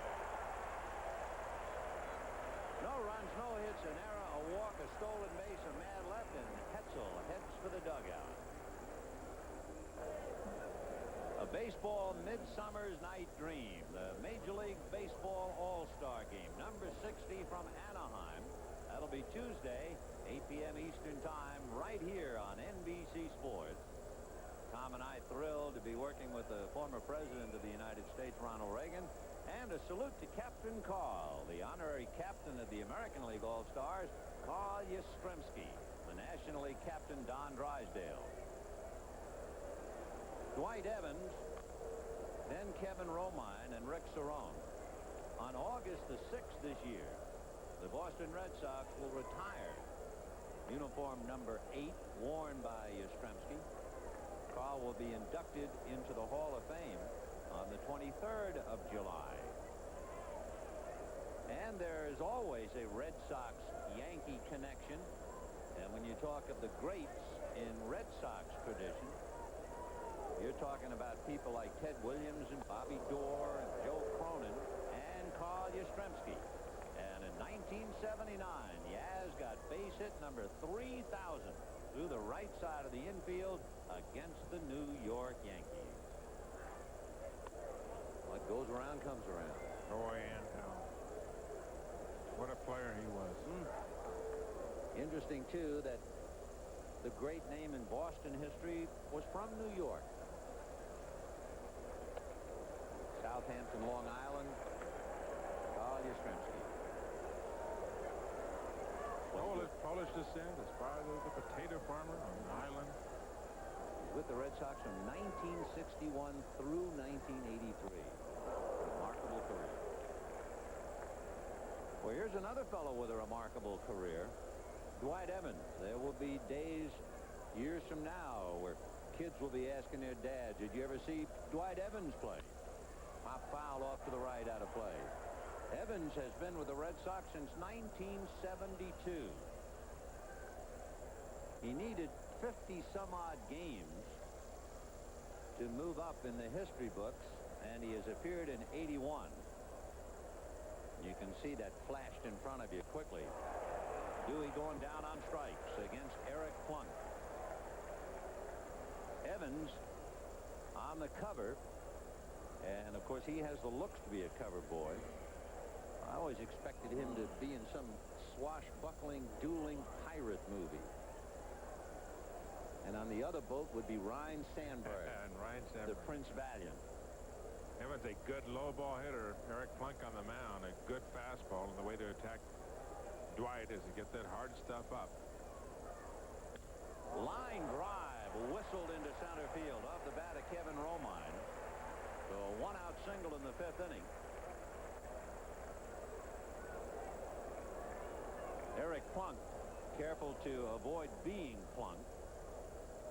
That thing was hurried to center. By the way, early in this game today, in the 2nd inning, Jody Reed was hit by a pitch, had to leave to get precautionary x-rays of the ring finger on his right hand. We get a report out of New York.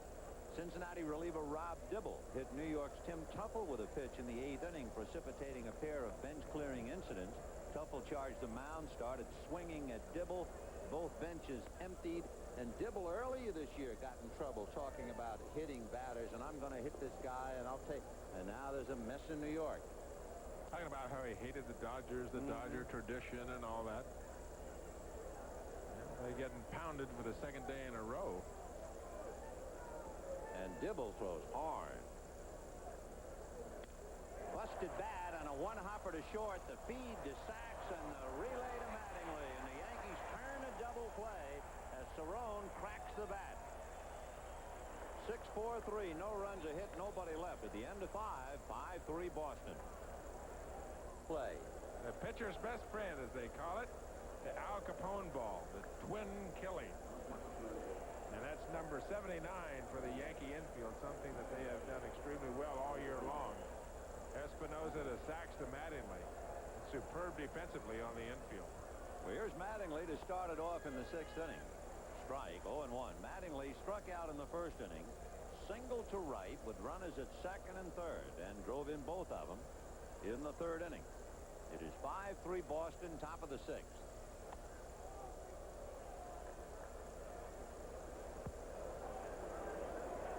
You just almost can't get any closer to the plate than Mattingly is. Really? Unless you jump in the middle of it. 1-1. Ground ball to first base. Kicked there for the moment by Danny Heath, but he feeds Hetzel coming over in time for the out. 1 down. Tomorrow, one of the great events in sports history, and we want you to be well aware of the fact that not only will you get the gentlemen's final as scheduled, Edberg and Becker, but the ladies' final. They had rain today, and it'll be Steffi Graf and Martina Navratilova. So that great day of tennis begins at 8 a.m. Eastern Time, 7 a.m. Pacific Time. What a great day. Mel Hall popped up, struck out, and drives one to deep right center field. Back goes Evans. She is gone in the Red Sox bullpen. And Mel Hall takes a slow trip around. His 7th home run, his 24th RBI. And that might have been part of what Joe Morgan had in mind when he opted to pitch to Don Mattingly in the 3rd inning.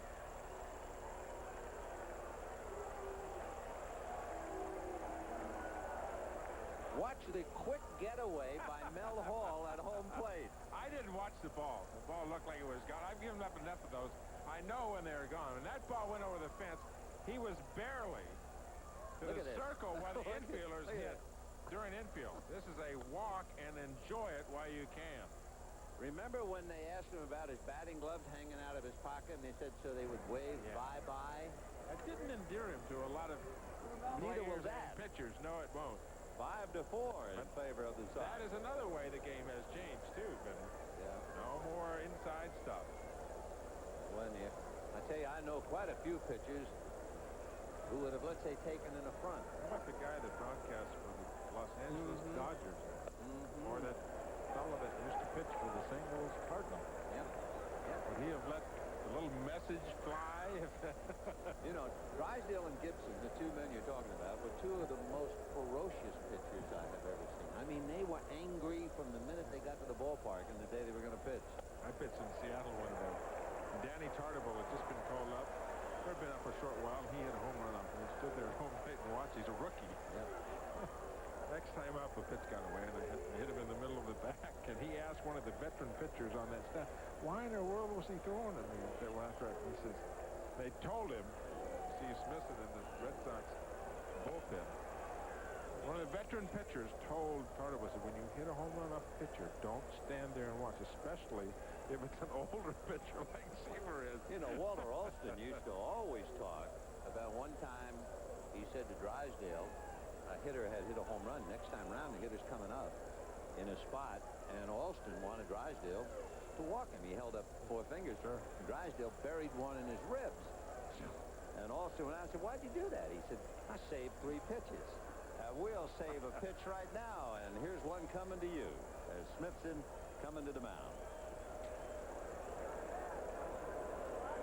By roll age, and here's a look at this week's American and National League leaders in the standings for the Roll Age Relief Man Awards. Doug Jones and Jeff Russell in the American League, John Franco and Mark Davis in the National League. And we'll be tracking total points awarded on the basis of wins, losses, saves, and blown saves. Mike Smithson, with a sore hip, who was quite outspoken when he was told he was not going to start in this series, comes in a vital part of the game right now. It is 5-4 Boston. The Yankees have the tying run in Barfield at first base, and Mike Pagliarulo will be the hitter. So Hetzel went out, having gone the required 5. Hetzel can either win or have nothing to do with it, depending upon how Mike Smithson fares on the hill. Smithson is 4-7 with 2 saves. Warmed up in the bullpen last night for the Red Sox. Wanted to send along wishes to his dad, who's in the hospital in Tennessee with Rocky Mountain spotted fever, believe it or not, recovering from that. Pagliarulo, first ball swinging, pops it up on the left side. Breeze playing with it a little, but Rivera puts it away. So Pagliarulo pops to short, 2 down, and Bob Guerin will be coming up. The Yankees had 3 home runs last night, all with the bases empty. The Yankees have a home run today. The Sox had 1 home run by Greenwell with the bases empty last night. So the home run has not paid off for the Yankees. Sox have been out-homered 4-1 thus far, but of course they're accustomed to that. 35 home runs by the visitors, and the Sox have hit only 18. Smithson with a very painful hip. He's had 3 cortisone shots. Well, there's a lot of competitor in him. And he said, they think I'm hurt, but I can pitch. Fouled away. I asked him, I said, how you feeling? Mikey said, I'm all right. Nothing that hasn't been bothering me for the last 3 or 4 years. That's it, yeah. Why it's a big issue now, today, or over this weekend, I don't know. I've been pitching like this for the last 3 or 4 years with some discomfort. It's something you have to do. Smithson is a big man at 6 feet 8 inches tall, and if he comes by way of third base, that great descriptive phrase of Roy Campanella about a side-arming right-hander, he'll give you the jelly leg. So it'll be tough for Guerin to keep that left leg anywhere close to home plate if Smithson should come that way. And promptly battened into right center, base hit. Barfield, representing the tying run, spins to third on a long single by Bob Guerin. And the man from Valencia, Venezuela, Alvaro Espinosa, will be coming up.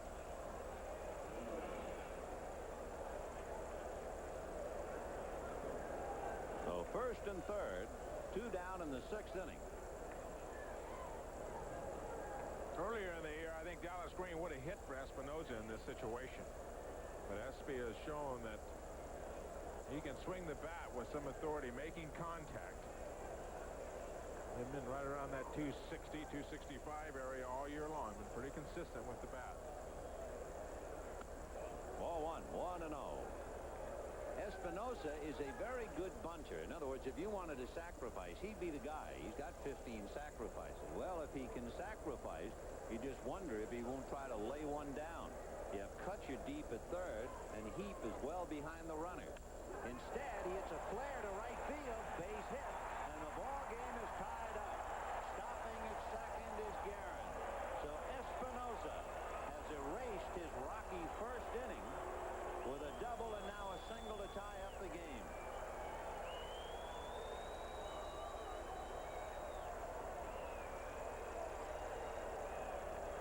What a batter the little guy is.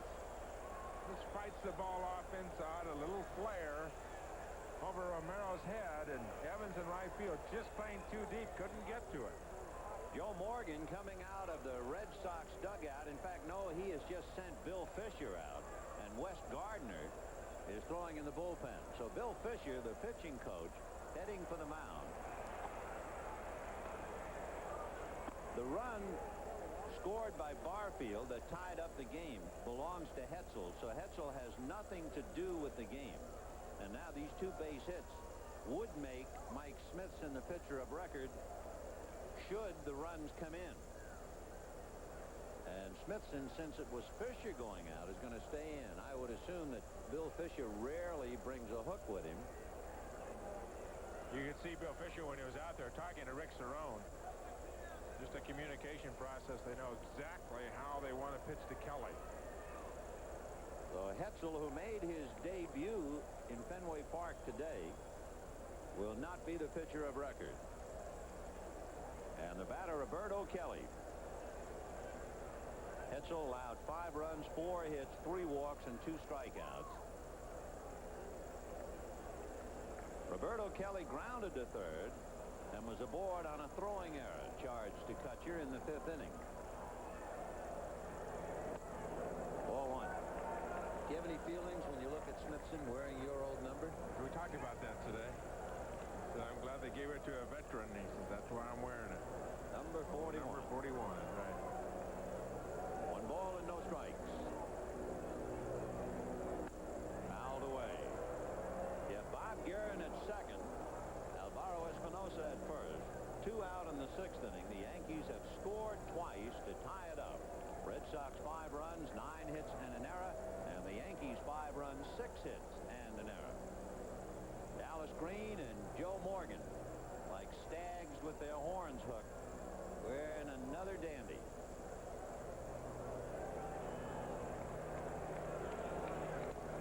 On the corner. 1 and 2. That's a little bit of that jelly leg you're talking about right there, Benny. Mike Smithson walks, comes from that right side. He'll look like he's coming from left field to third base.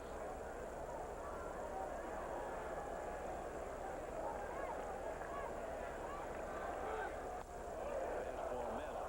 Interesting that Smithson gave up the base hits to allow Barfield to score, because he has done a terrific job of preventing inherited runners from scoring. 12 out of 15 until today.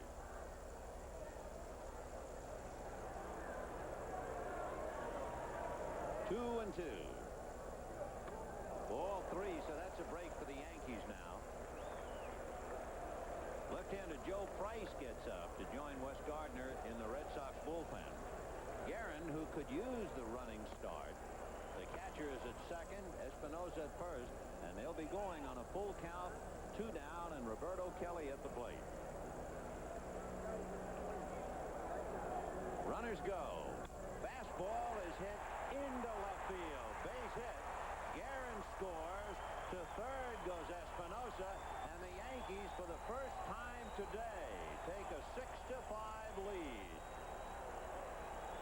And it is evident now that Smithson is not the answer.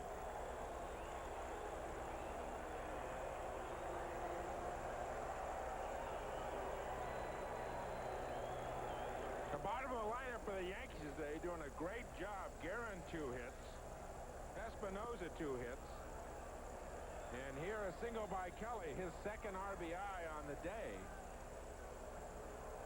Number 7, 8, 9 in the Yankee order are swinging the bat today.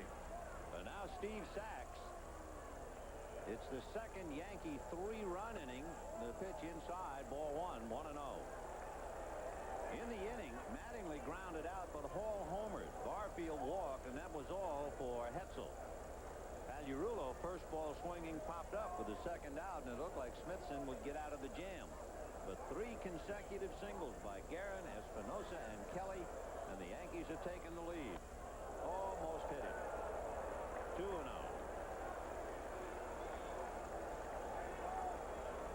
Looked almost as if Steve Sachs was ready to stay there and take one. Looking at almost hit. Let it go. Just let it skim that left arm, and I'll take first base. Ball 3. So Mike Smithson on the ropes here. Mike lost his last start on the 3rd in Toronto, and that's when he left the game with the sore hip. And Joe Morgan felt that he was not physically ready to start. He gave him a chance to relieve, and it hasn't worked out for him. In there. 3-1 the count to Sachs, who was 0 for 2, grounded to third, grounded to short, walked, and stole a base. And Sachs trying to keep the inning alive. Sachs is the 8th man to come to the plate here in the 6th inning. There goes the runner, Kelly, and as a slicing fly ball to right, Dewey Evans takes it in. And the Yankees come up with 3, and at the end of 5 1/2, the Yankees 6, the Red Sox 5. The Yankees with 2 3-run innings, leading the Red Sox 6-5 in the bottom of the 6th. Luis Rivera, Ed Romero, and Wade Boggs against right-hander Eric Plunk in relief of Dave Island. Breaking ball on the corner, 0-1. Rivera flied to center, grounded to short, 0 for 2.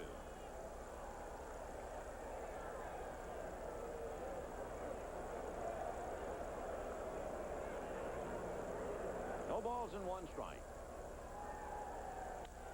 Big chopper to shortstop. The omnipresent Espinosa makes the play.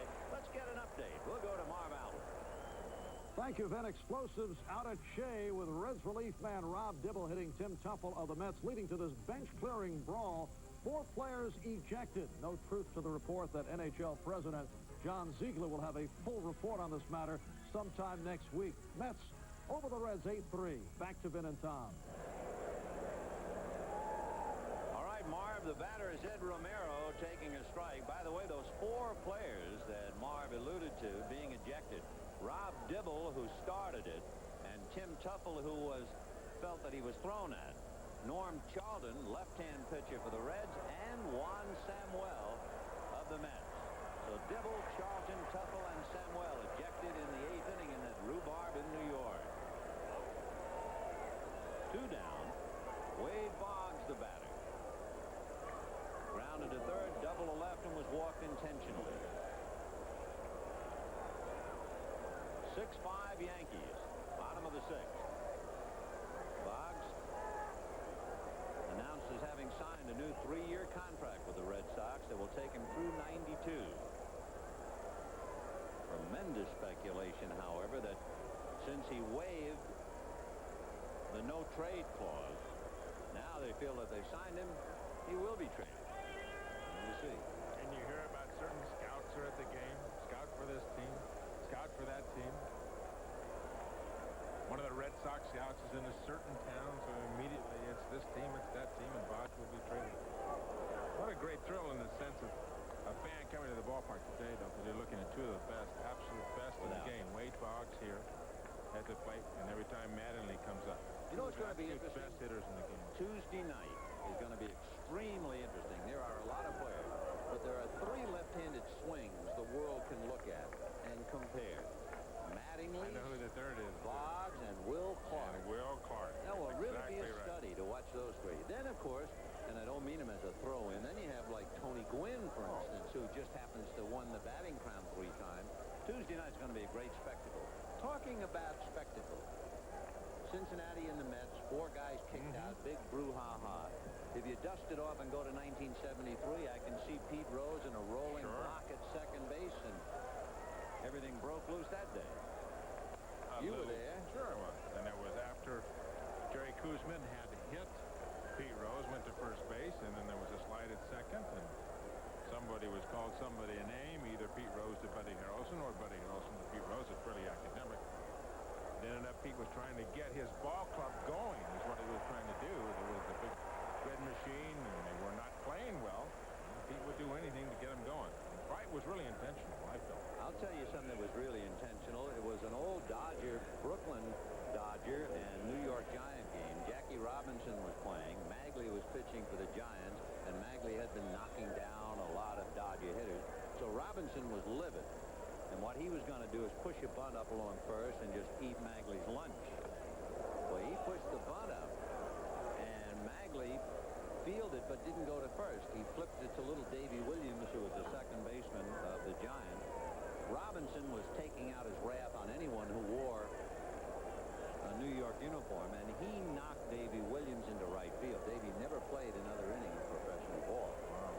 Here's the footnote to that. Alvin Dark was the shortstop and the captain of the Giants.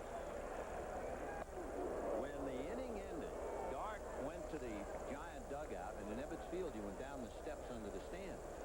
And Dark called all of the starting players, except the pitcher, down the stairs into the runway. They held a meeting. The meeting simply was this. Robinson was playing third base for the Dodgers.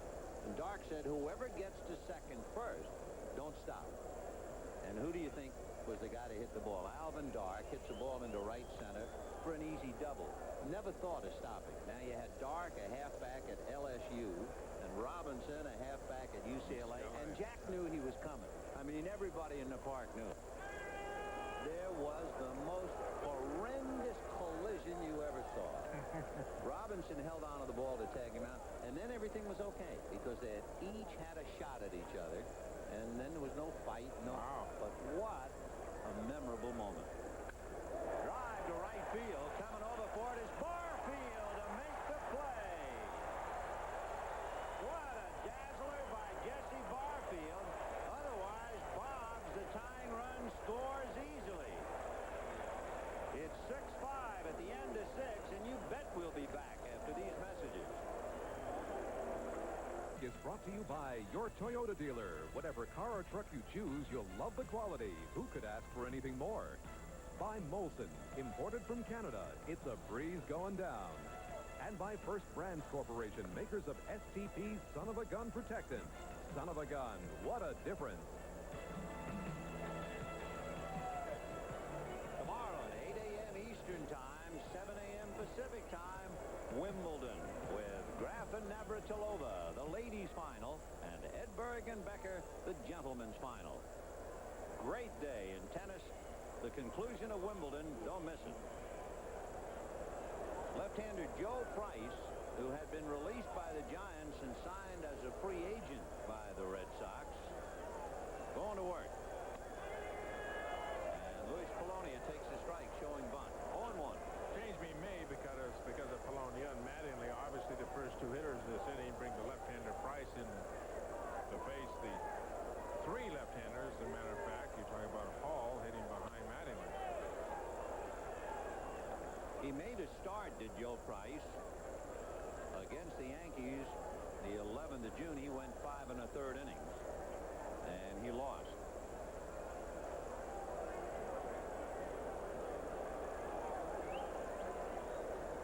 Polonia flied to center, walked, stole a base, and scored, and flied to right. So Polonia 0 for 2. Hits one foul off third, and that will go back into the seats out of play. We're in the 7th inning, and it is another great Yankee-Red Sox scramble at Fenway. The Red Sox led 4-0. The Yankees came back with 3. Sox opened it up again 5-3, and the Yankees have turned it around.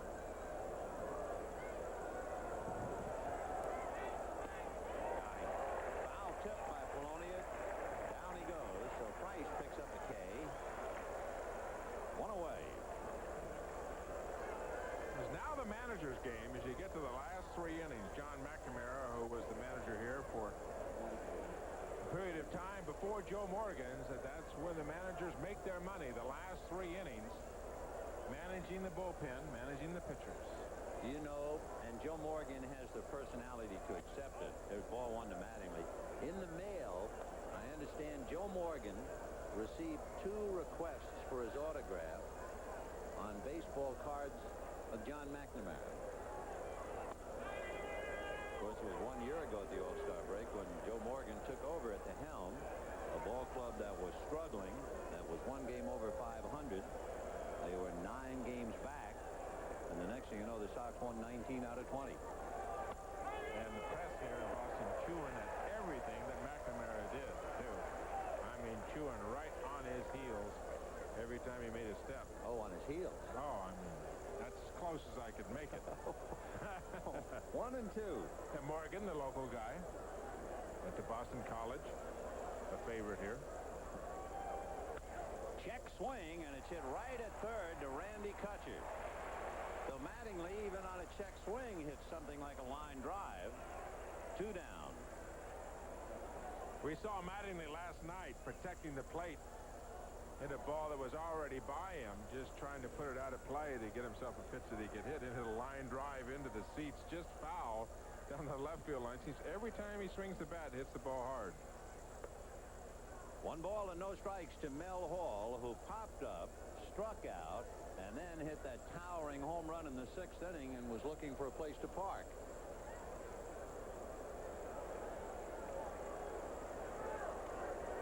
His career average against left-handers is only 154, and this year he's hitting less than that against left-handers, 130.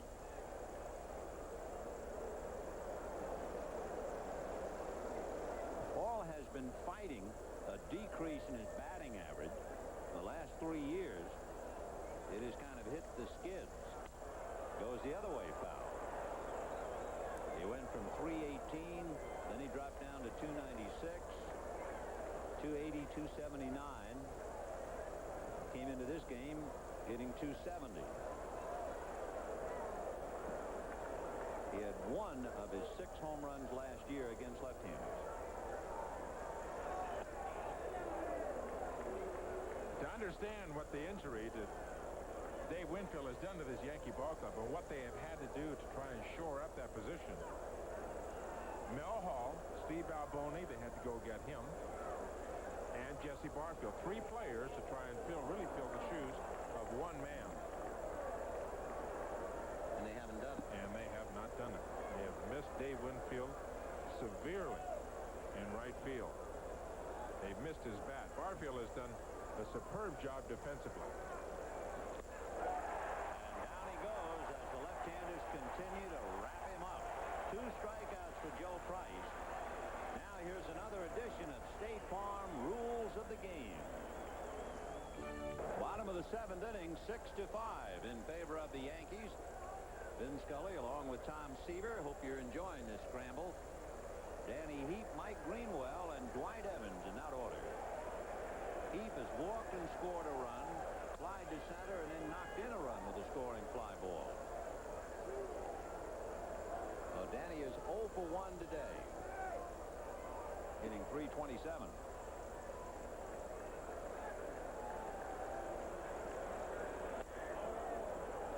1-1. Derek Punk is a guy that was with the Oakland Raiders, the Oakland Athletics, that were really grooming to take the place of Dennis Eckersley in the trade of Henderson, and he ends up with the Yankees.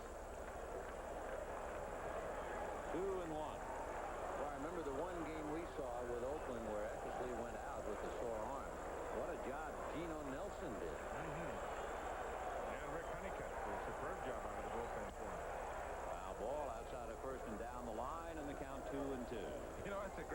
in the outfield. You see, look at Louis Bologna. He's standing right in where the grass is turned brown. So this is the brown spot. I'll play here. And Jesse Barfield, up to 2 strikes, was in the same kind of spot in right field. They're both in there. There they are. You can see where everything is turned brown from where the outfielders have stood through the games here at Fenway. Almost like spotlights. Now that's interesting. Now see how Jesse with 2 strikes is going to move out and won't play quite as much, just a couple of feet over, and not playing as much to pull when 2 strikes on Heap. In at the knuckles. So Danny Heap trying to get something started in the bottom of the 7th inning. Remember, in the 6th inning, a 2-out walk to Boggs, who would have scored except for that sliding one-hand catch by Jesse Barfield in right field. Ground ball to the hole. Over to get it is Espinosa, and throws him out. 1 away in the 7th inning. The Red Sox have had 1 hit since the 4th inning. SBU had a real rocky first inning. And that's the kind of player that he has been right there most of the year. 90% of it plus for the Yankees. Here's Mike Greenwell. Doubled off the wall to drive in a run and later scored. Hit back to the box and popped up since. He has hit in 5 straight, and he was going to try and tie it up with that swing. A couple of different hitting theories here at Fenway Park. Mattingly and Boggs traditionally taking the first pitch, and there you see Greenwell going up looking for a fastball on the first pitch and going after it. You know, Joe Morgan was saying just the other day, and it might be the Wade Boggs influence. Joe was saying, I want some more first ball hitting. I want my team to get to be a little more aggressive. And maybe it's from looking at Boggs. All the other hitters now are subconsciously or otherwise taking.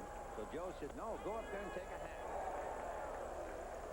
Go up there and look for a certain pitch. Mm-hmm.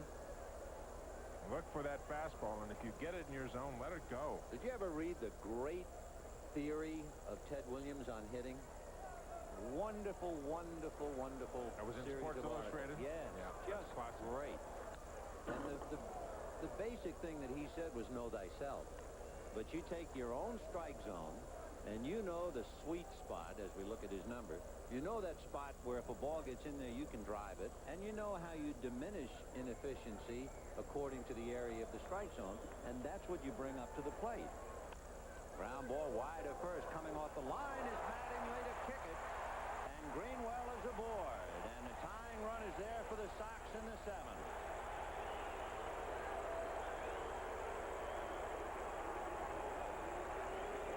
Mattingly had been guarding the line. So what would have been an ordinary ground ball, he was suddenly trying to circle and short hop, and he couldn't handle it. And he'll draw the error. His 5th error of the year, and you're talking about a guy on a relatively easy play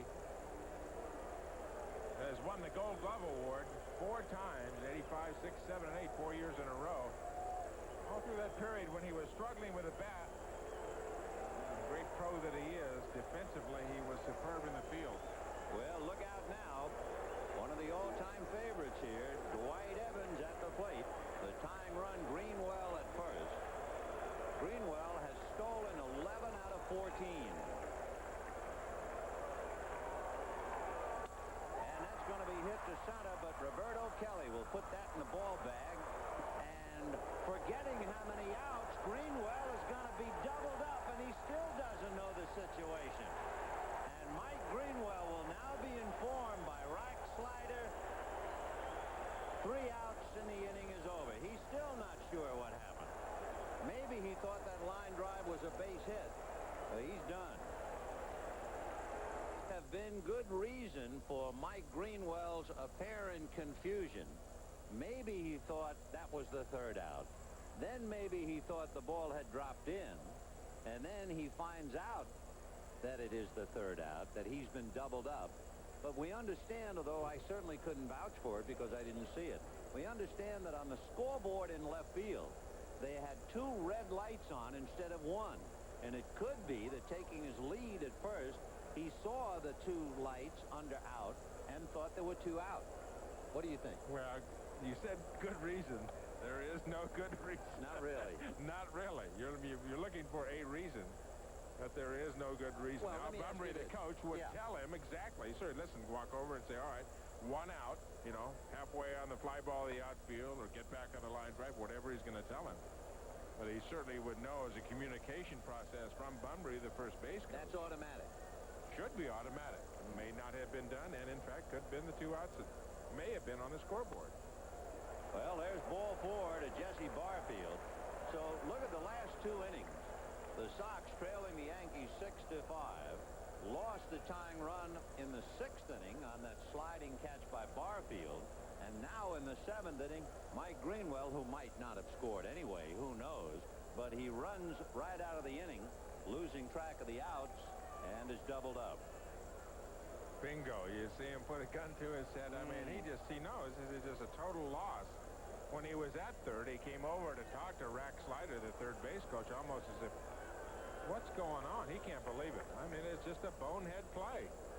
Well, Tommy Brookins is now coming up to bat for Mike Pagliarulo against left-hander Joe Price. And it remains 6-5 Yankees, and time as Joe Morgan is going out, and we'll see if he's bringing a hook. He's had Wes Gardner down there in the bullpen. And Lee Smith now gets up, but Gardner will be the one coming in. Well, you think Joe Price would be in there to defense down. Joe Morgan would leave him in to defense down to Pags, and that would just be about it. Figure he probably had 2 hitters this inning at most if he could get there. So Joe Price struck out 2 and retired the side in the 7th. Walks Barfield in the 8th. Wes Gardner is coming in, and we'll be back. Mike Greenwell alone with his thoughts, leaning up against the scoreboard that if indeed led him astray. As he runs the Sox out of the 7th. Now Tom Brookins facing Wes Gardner. Throw to first to keep Barfield anchored. Barfield has stolen 3 bases, but he's been caught 4 times. Nobody out. It doesn't have to be in the defense of Mike Greenwell, but just as a visitor here to Fenway, at the very beginning of the ballgame, sitting up here in the booth, I had to finally stop looking at the scoreboard because I was losing the count. The sun was hitting the bulbs under ball and strike, and I finally had to just go to the auxiliary scoreboards up on top of the roof. But it can be a problem, and might have caused it to Greenwell. There goes the runner, and he beats the throw. So Barfield is 4 out of 8. For the Yankees, Sachs, Polonia, and now Barfield have stolen bases. Rick Cerrone, at one time a Yankee. A great jump by Barfield at first. Cerrone right on the money, very quick release, but Barfield simply got a real quick jump on Gardner. What a close play at second. Now they pull up the corners. Heap and Kutcher looking perhaps bunt from Brookins. 1 ball, 1 strike. Nobody out. We're in the 8th. And the Yankees leading the Red Sox 6-5. Right now, Ed Romero, like the captain of the infield, setting up as to what they would do if he bunts. Will the third baseman charge and the shortstop cover third base? Romero's trying to hold Barfield on as best he can at second. Brookins, a comebacker, knocked down by Gardner. Scramble, and then threw him out. And he hurt himself. Gardner twisting his right knee on that comebacker. So, as if Joe Morgan doesn't have enough troubles, Gardner has hurt himself. It looked like Wes just panicked after he lost the ball out of his glove, stumbling around. Either his ankle or his knee. It looked like his ankle turned over as he was making the throw, finally getting control of the baseball. Good hustle by Tommy Brookins going down to first base. There you see he's over on the side of his ankle. It looks like his ankle is what is bothering him. That mound is a treacherous spot. It appears easy because you think, well, the rest of the game is flat, but not up there. And that mound's very hard in this ballpark, too. Some more sand in them, some hard clay. This seems to be a very hard clay. You can see. Now watch his right ankle. Boom, there it is. Just a strain of the ankle. That's a very hard mound here at Fenway Park. Bob Guerin, single to left, single to center, grounded out. He has scored twice, and he's up there now trying to pick up Barfield from second base with one out. Guerin, who certainly doesn't get cheated. Take another look. You see, as the ball hit his glove, he was looking back at second to see where Barfield was. Then he looks for the runner. Never ouch, and then turns over on that ankle, and just the throw did just beat Brookins. Like trying to field a marble on a staircase. Moving after a baseball on that mound. 0-2 the count to Bob Guerin. 6-5 Yankees, top of the 8th inning. In the bottom half of the 8th, Kevin Romine, Rick Cerrone, and Luis Rivera. Gardner came up to the Met organization. Came over to the Red Sox, and he has a great arm. He had trouble with his shoulder for a while, but he has simply thrown the ball right past Bobby Guerin the last 2 pitches. Fastball in the mid-90s. He can get it up there.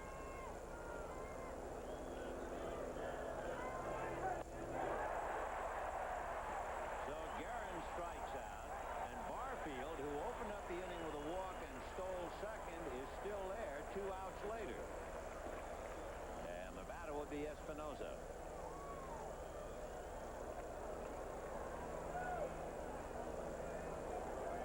Alvaro Espinosa doubled to right and came around to score a run.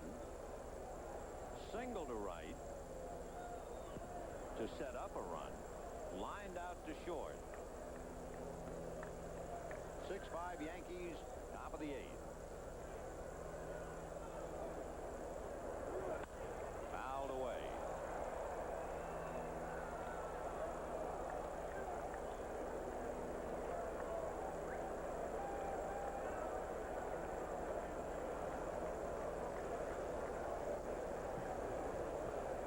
In case you're wondering, Baltimore at Milwaukee tonight. 0-1. Off the corner. 1 ball and 1 strike to Alvaro Espinosa. Big Lee Smith in the bullpen for the Red Sox. Same position that he was in last night. Gotten up, getting loose, and then waiting for the call if needed. Joe Morgan stuck with Murphy last night. Murphy pitching beautifully for the Red Sox. There's a soft one-hopper to shortstop, and Rivera takes care of it. So the Yankees fail to advance Barfield, who was at second base with nobody out. And it's still 6-5 New York. Well, discussion between Bill Fisher and Wes Gardner. Now it looks he's talking about the knee. I thought you thought it was the knee. I thought it was the ankle. I thought it was when he came down if he was going to hurt something, and then we saw him turn it over his ankle, but maybe it was when he came down. That old song, the ankle bone's connected to the knee bone. Huh? Tom Brookins takes over for Mike Pagliarulo at third base, and here's Kevin Romine to start it off. 6-5 Yankees, bottom of the 8th inning. Romine struck out, single to right and single to center. He's 2 for 3. Kevin has hit in 6 straight. Dave Island relieved by Eric Plunk, and Plunk is the pitcher of record.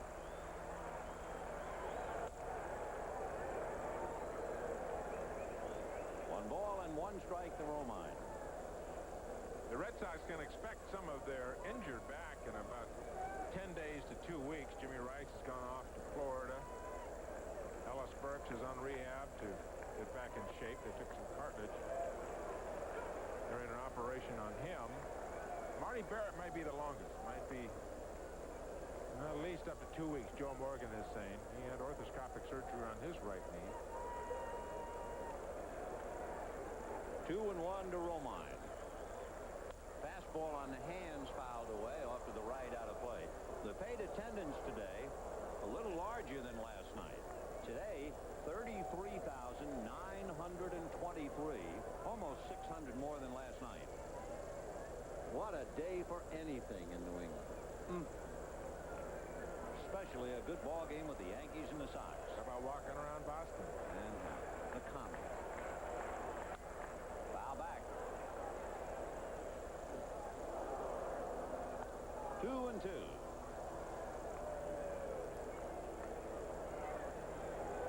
The Red Sox got 4 in the first inning, and the Yankees came back with 3 in the third. Then the Red Sox got a run in the fourth, and the Yankees came back with 3 in the sixth. And that's it. 6-5 New York, bottom of the 8th. Ground ball to shortstop, Espinoza. Let's get an update. We'll go to New York and Marv Albert. Then getting back to that brawl at Shea after the game, Norm Charlton of the Reds called the Mets clubhouse to challenge Juan Samuel to resume their battle. Darryl Strawberry then told Charlton, if you want anyone, you want me. Strawberry and Samuel raced out of the Mets clubhouse in the direction of the Reds locker room, but were intercepted by security personnel. Just a fun day out at Shea. Back to Vin and Tom. Well, here in the quiet sanity of Boston, with 1 out on the 8th inning, A 6-5 serene setting in New England. A serene Cerrone at the plate. Boys will be boys. 1 ball and no strikes. Foul back.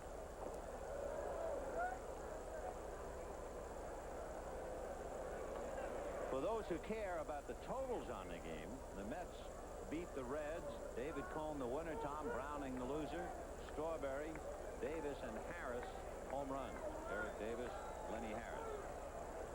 1-1. Ball 2. They're playing a game there tomorrow, too, aren't they? Oh, yeah.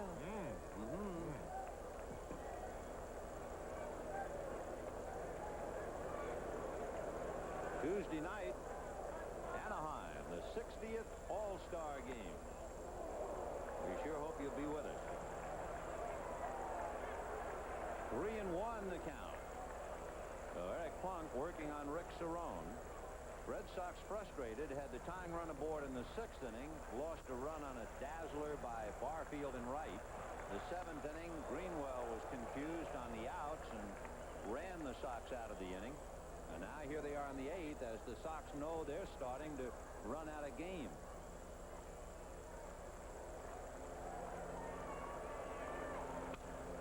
Chopper to the right side. Sachs waiting for the hop and got it. 2 down.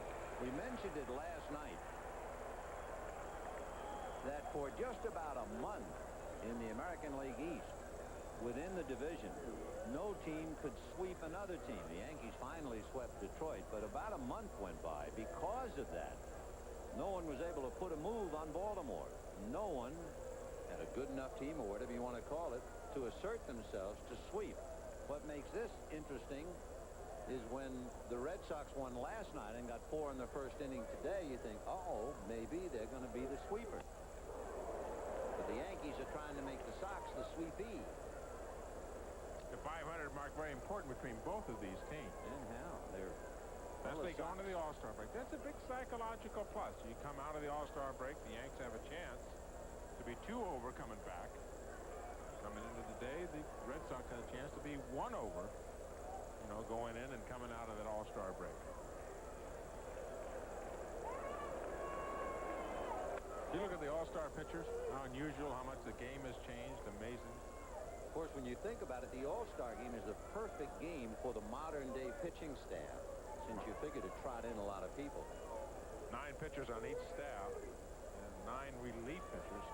Shortmen, closers will be going.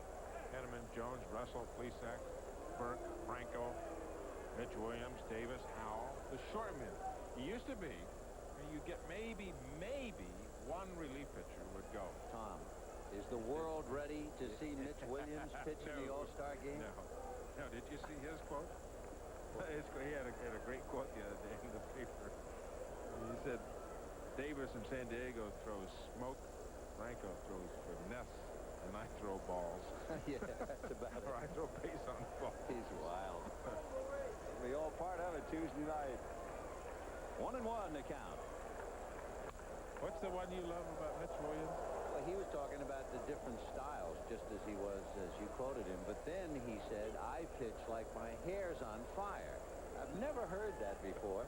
And it's now, to me, it belongs to him forever and ever, amen. Mitch Williams, who pitches like his hair's on fire. 1-2 to Luis Rivera against Eric Plunk. 2-2. 6 runs, 7 hits, 2 errors for the Yankees. 5 runs, 9 hits, 1 error for the Red Sox. The Yankees with 1 home run. The Sox have had several doubles by Greenwell, Boggs, and Romero. And Rivera comes up empty. And at the end of 8, it remains Yankees 6, Red Sox 5. And cream. The magnificent conclusion of Wimbledon, the crown jewel of tennis. And we get dessert as well.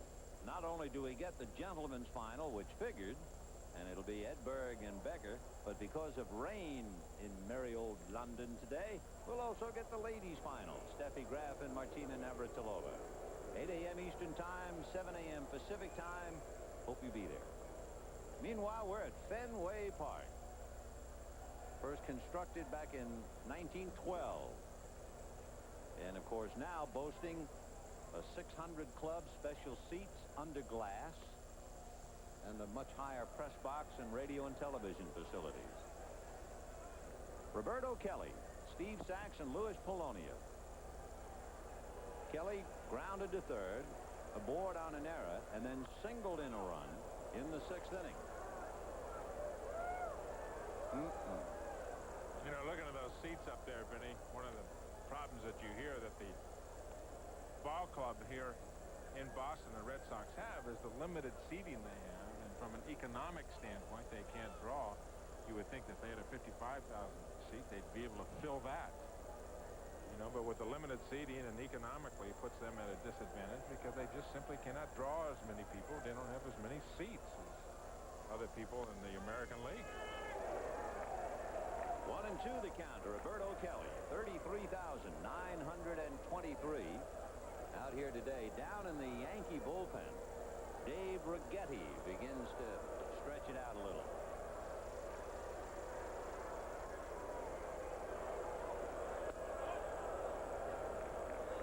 Two and two.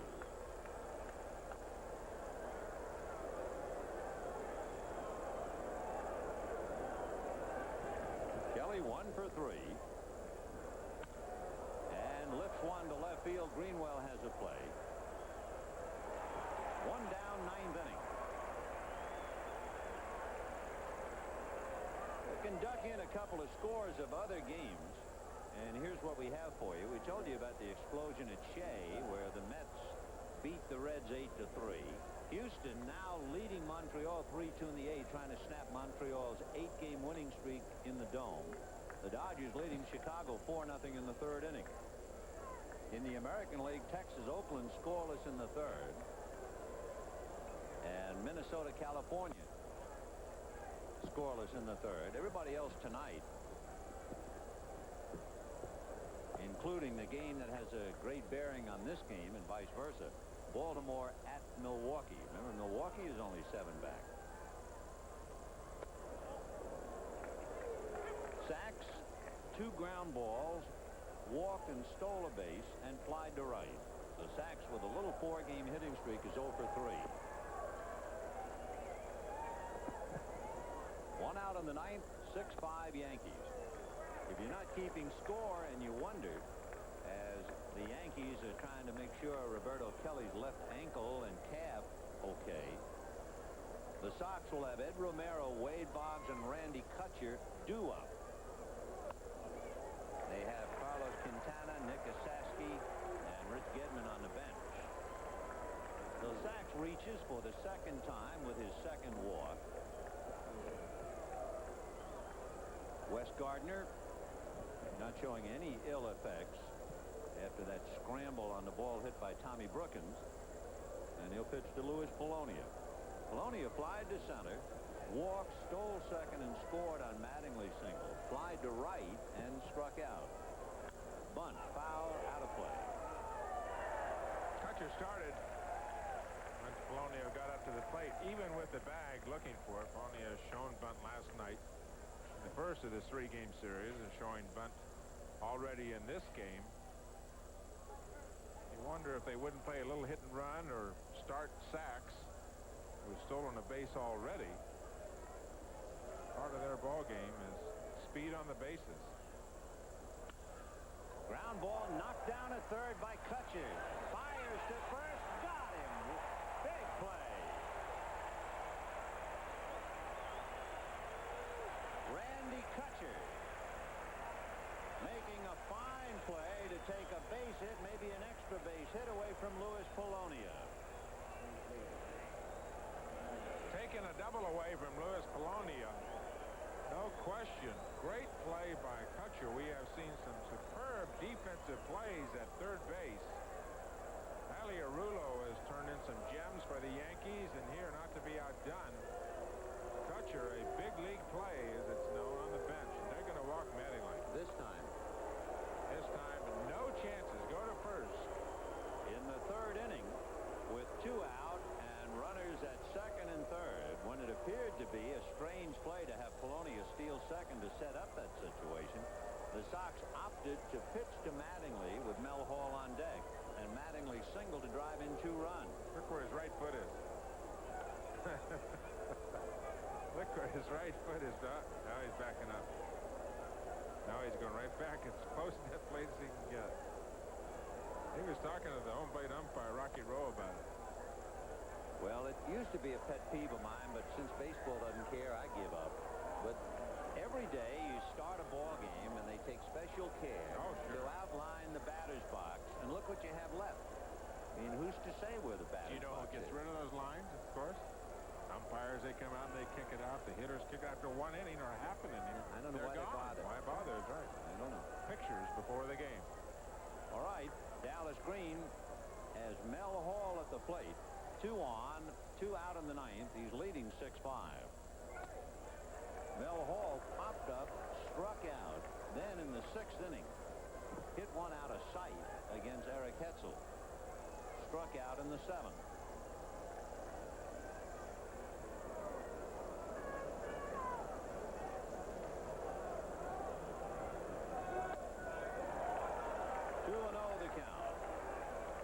You're wondering about Rob Murphy here in the situation with 2 men on and Mel Hall up. He pitched 3 innings last night. 3 beautiful innings for the Boston Red Sox, saving the game for Roger Clemens.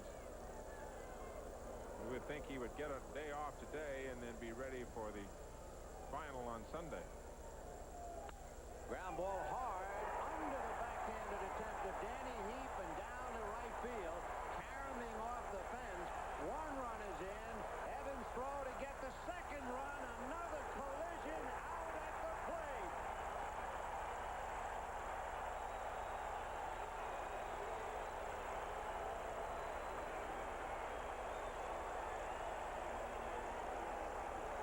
Sack scores. Mattingly is out from Dwight Evans to Rick Cerrone. And for the 3rd time, we have had a crushing block at home plate, and Cerrone has been both the giver and the taker, and today Cerrone was the taker, and he held on to the ball, and Mattingly is out, and Mattingly hit him as hard as he could, but look at Evans' throw, and somehow Cerrone held on to it. We have had 3 wrecks at home plate in 2 games. I mean, you can't hit him any harder than that. No, and those are 2 guys that have played together for quite a while, too. Whew. Rick Cerrone, of course, a member of the New York Yankees at one time, played with Don Mattingly on the ball field. This is not a dirty play. This is part of the game. A good, hard collision at home plate. Great throw by Evans up the line, right where he wanted to throw it. And all Cerrone had to do was to get down and not let Mattingly get at the plate. As soon as Rocky Rowe sees the ball in the glove, he rings Mattingly up, 3rd out of the inning. And so at the end of 8.5 innings, it is 7-5 Yankees.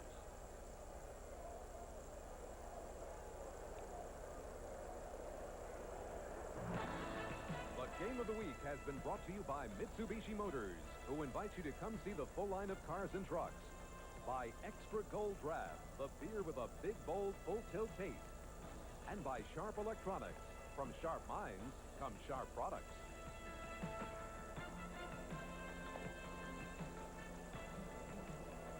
As we go to the bottom of the ninth inning, the Red Sox trying to catch up, and the Yankees leading 7-5. And I think of all the things I have to remember about last night and today are those 3 horrendous collisions, and thank goodness no one injured.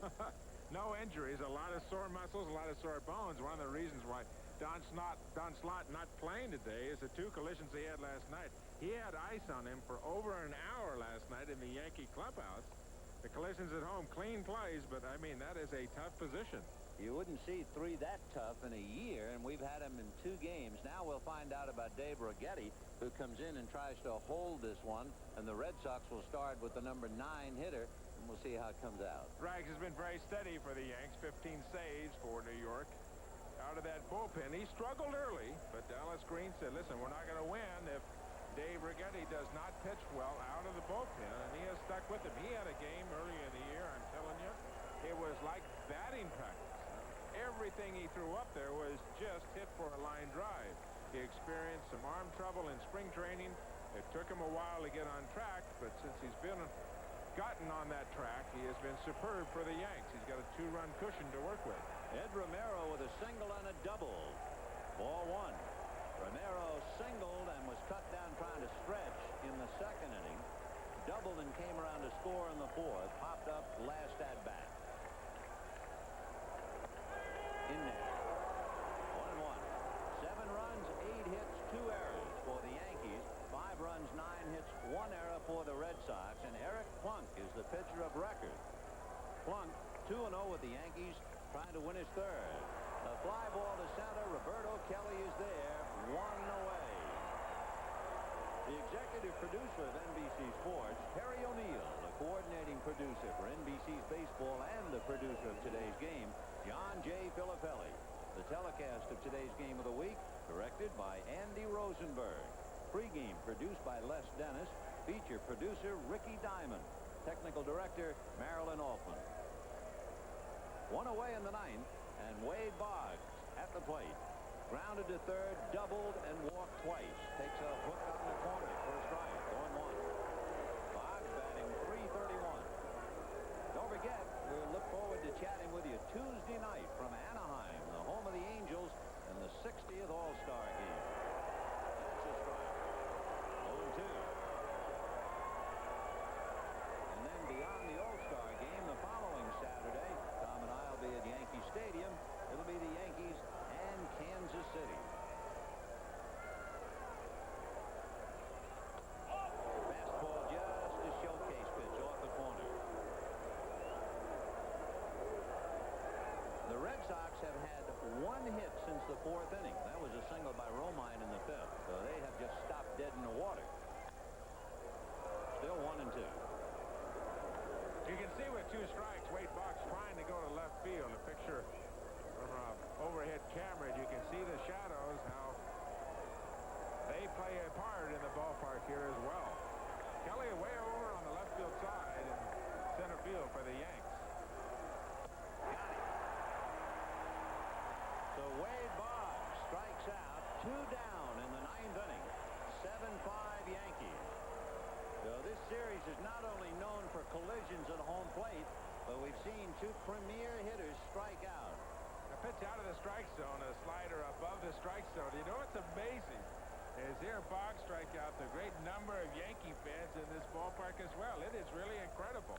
Randy Kutcher hits one foul off to the right out of play, and the count 0-1. Did you hear him boo when they walked maddeningly on purpose? That's right. I mean, boo, boo.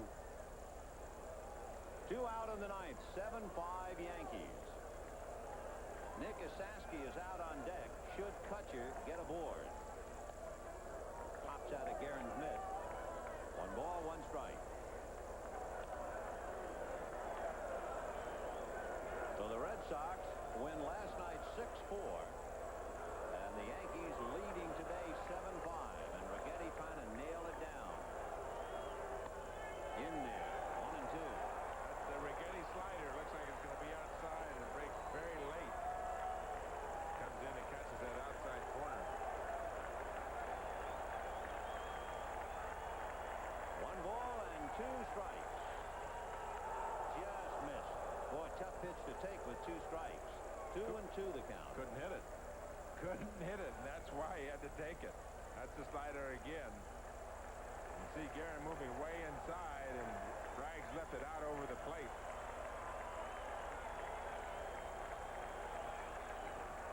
Got him, and that's it. Righetti strikes out 2 in the 9th inning, and the Yankees beat the Red Sox 7 runs, 8 hits, and 2 errors for New York, 5 runs, 9 hits, and 1 error for Boston. Eric Plunk will pick up the victory, his 3rd, and Righetti came in to polish it off. The losing pitcher would be Hetzel, who went 5 1/3 innings and allowed 5 runs. So that's game 2 of the 3-game series, game 6 between these two teams, and the Yankees have won 4 of the 6. They've split the first 2 meetings in this current series. So we'll be right back after these messages from your local station.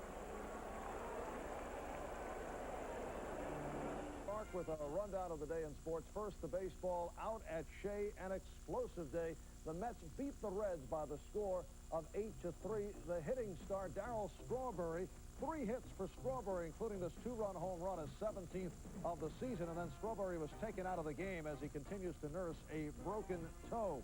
In the 8th inning, all broke loose when Reds reliever Rob Dibble hit Tim Tuffle, and both benches emptied. Things got testy. Several free-for-alls erupted. 4 players ejected, including Tuffle and Dibble. And then after the game, Norm Charlton of the Reds called the Mets clubhouse to challenge Juan Samuel to resume their battle. Strawberry, we're told, got on the phone, told Charlton, if you want anyone, you want me. And then Strawberry and Samuel raced out of the Met clubhouse in the direction of the Reds locker room, but were intercepted by security personnel. These two clubs will meet again tomorrow out at Shea. Final again, Mets 8, Reds 3 behind David Cone. At the Astrodome in Houston in the 9th inning, the Eastern leading Expos trailing the Astros by the score of 3-2. Bottom of the 6th inning, Expos with a 2-1 lead. Louis Meadows ties the game, connecting for this solo shot off Expos starter Bryn Smith. Meadows' 3rd homer of the year, his 2nd within 24 hours. And then in the 7th against Andy McGaffigan, Rafael Ramirez chops one through the middle, scoring Terry Poole from 3rd, 3-2 Astros. Elsewhere in the 4th inning, behind Mike Morgan, getting some support for a change, Dodgers lead the Cubs 5-0. American League, as you just saw, the Yankees 7, the Red Sox 5 up at Fenway. Eric Plunk won it in relief. Dave Righetti the save. The Yankees are back to 1 game over the 500 mark. 4th inning, Oakland and Texas, no score in the 3rd. Jim Abbott going for the first place Angels. Angels and Twins are scoreless, and everything else will go under the lights.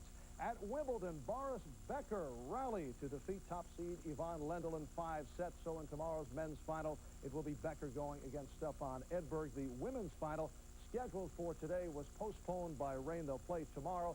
Steffi Graf going against Martina Navratilova. Rematch of last year's finals, won by Graf and Edberg. You'll see it here on NBC. An unusual tennis twin bill starting at 8 a.m. Eastern Time. The weather forecast for tomorrow, sporadic showers with periods of dry weather for Wimbledon at this time of the year.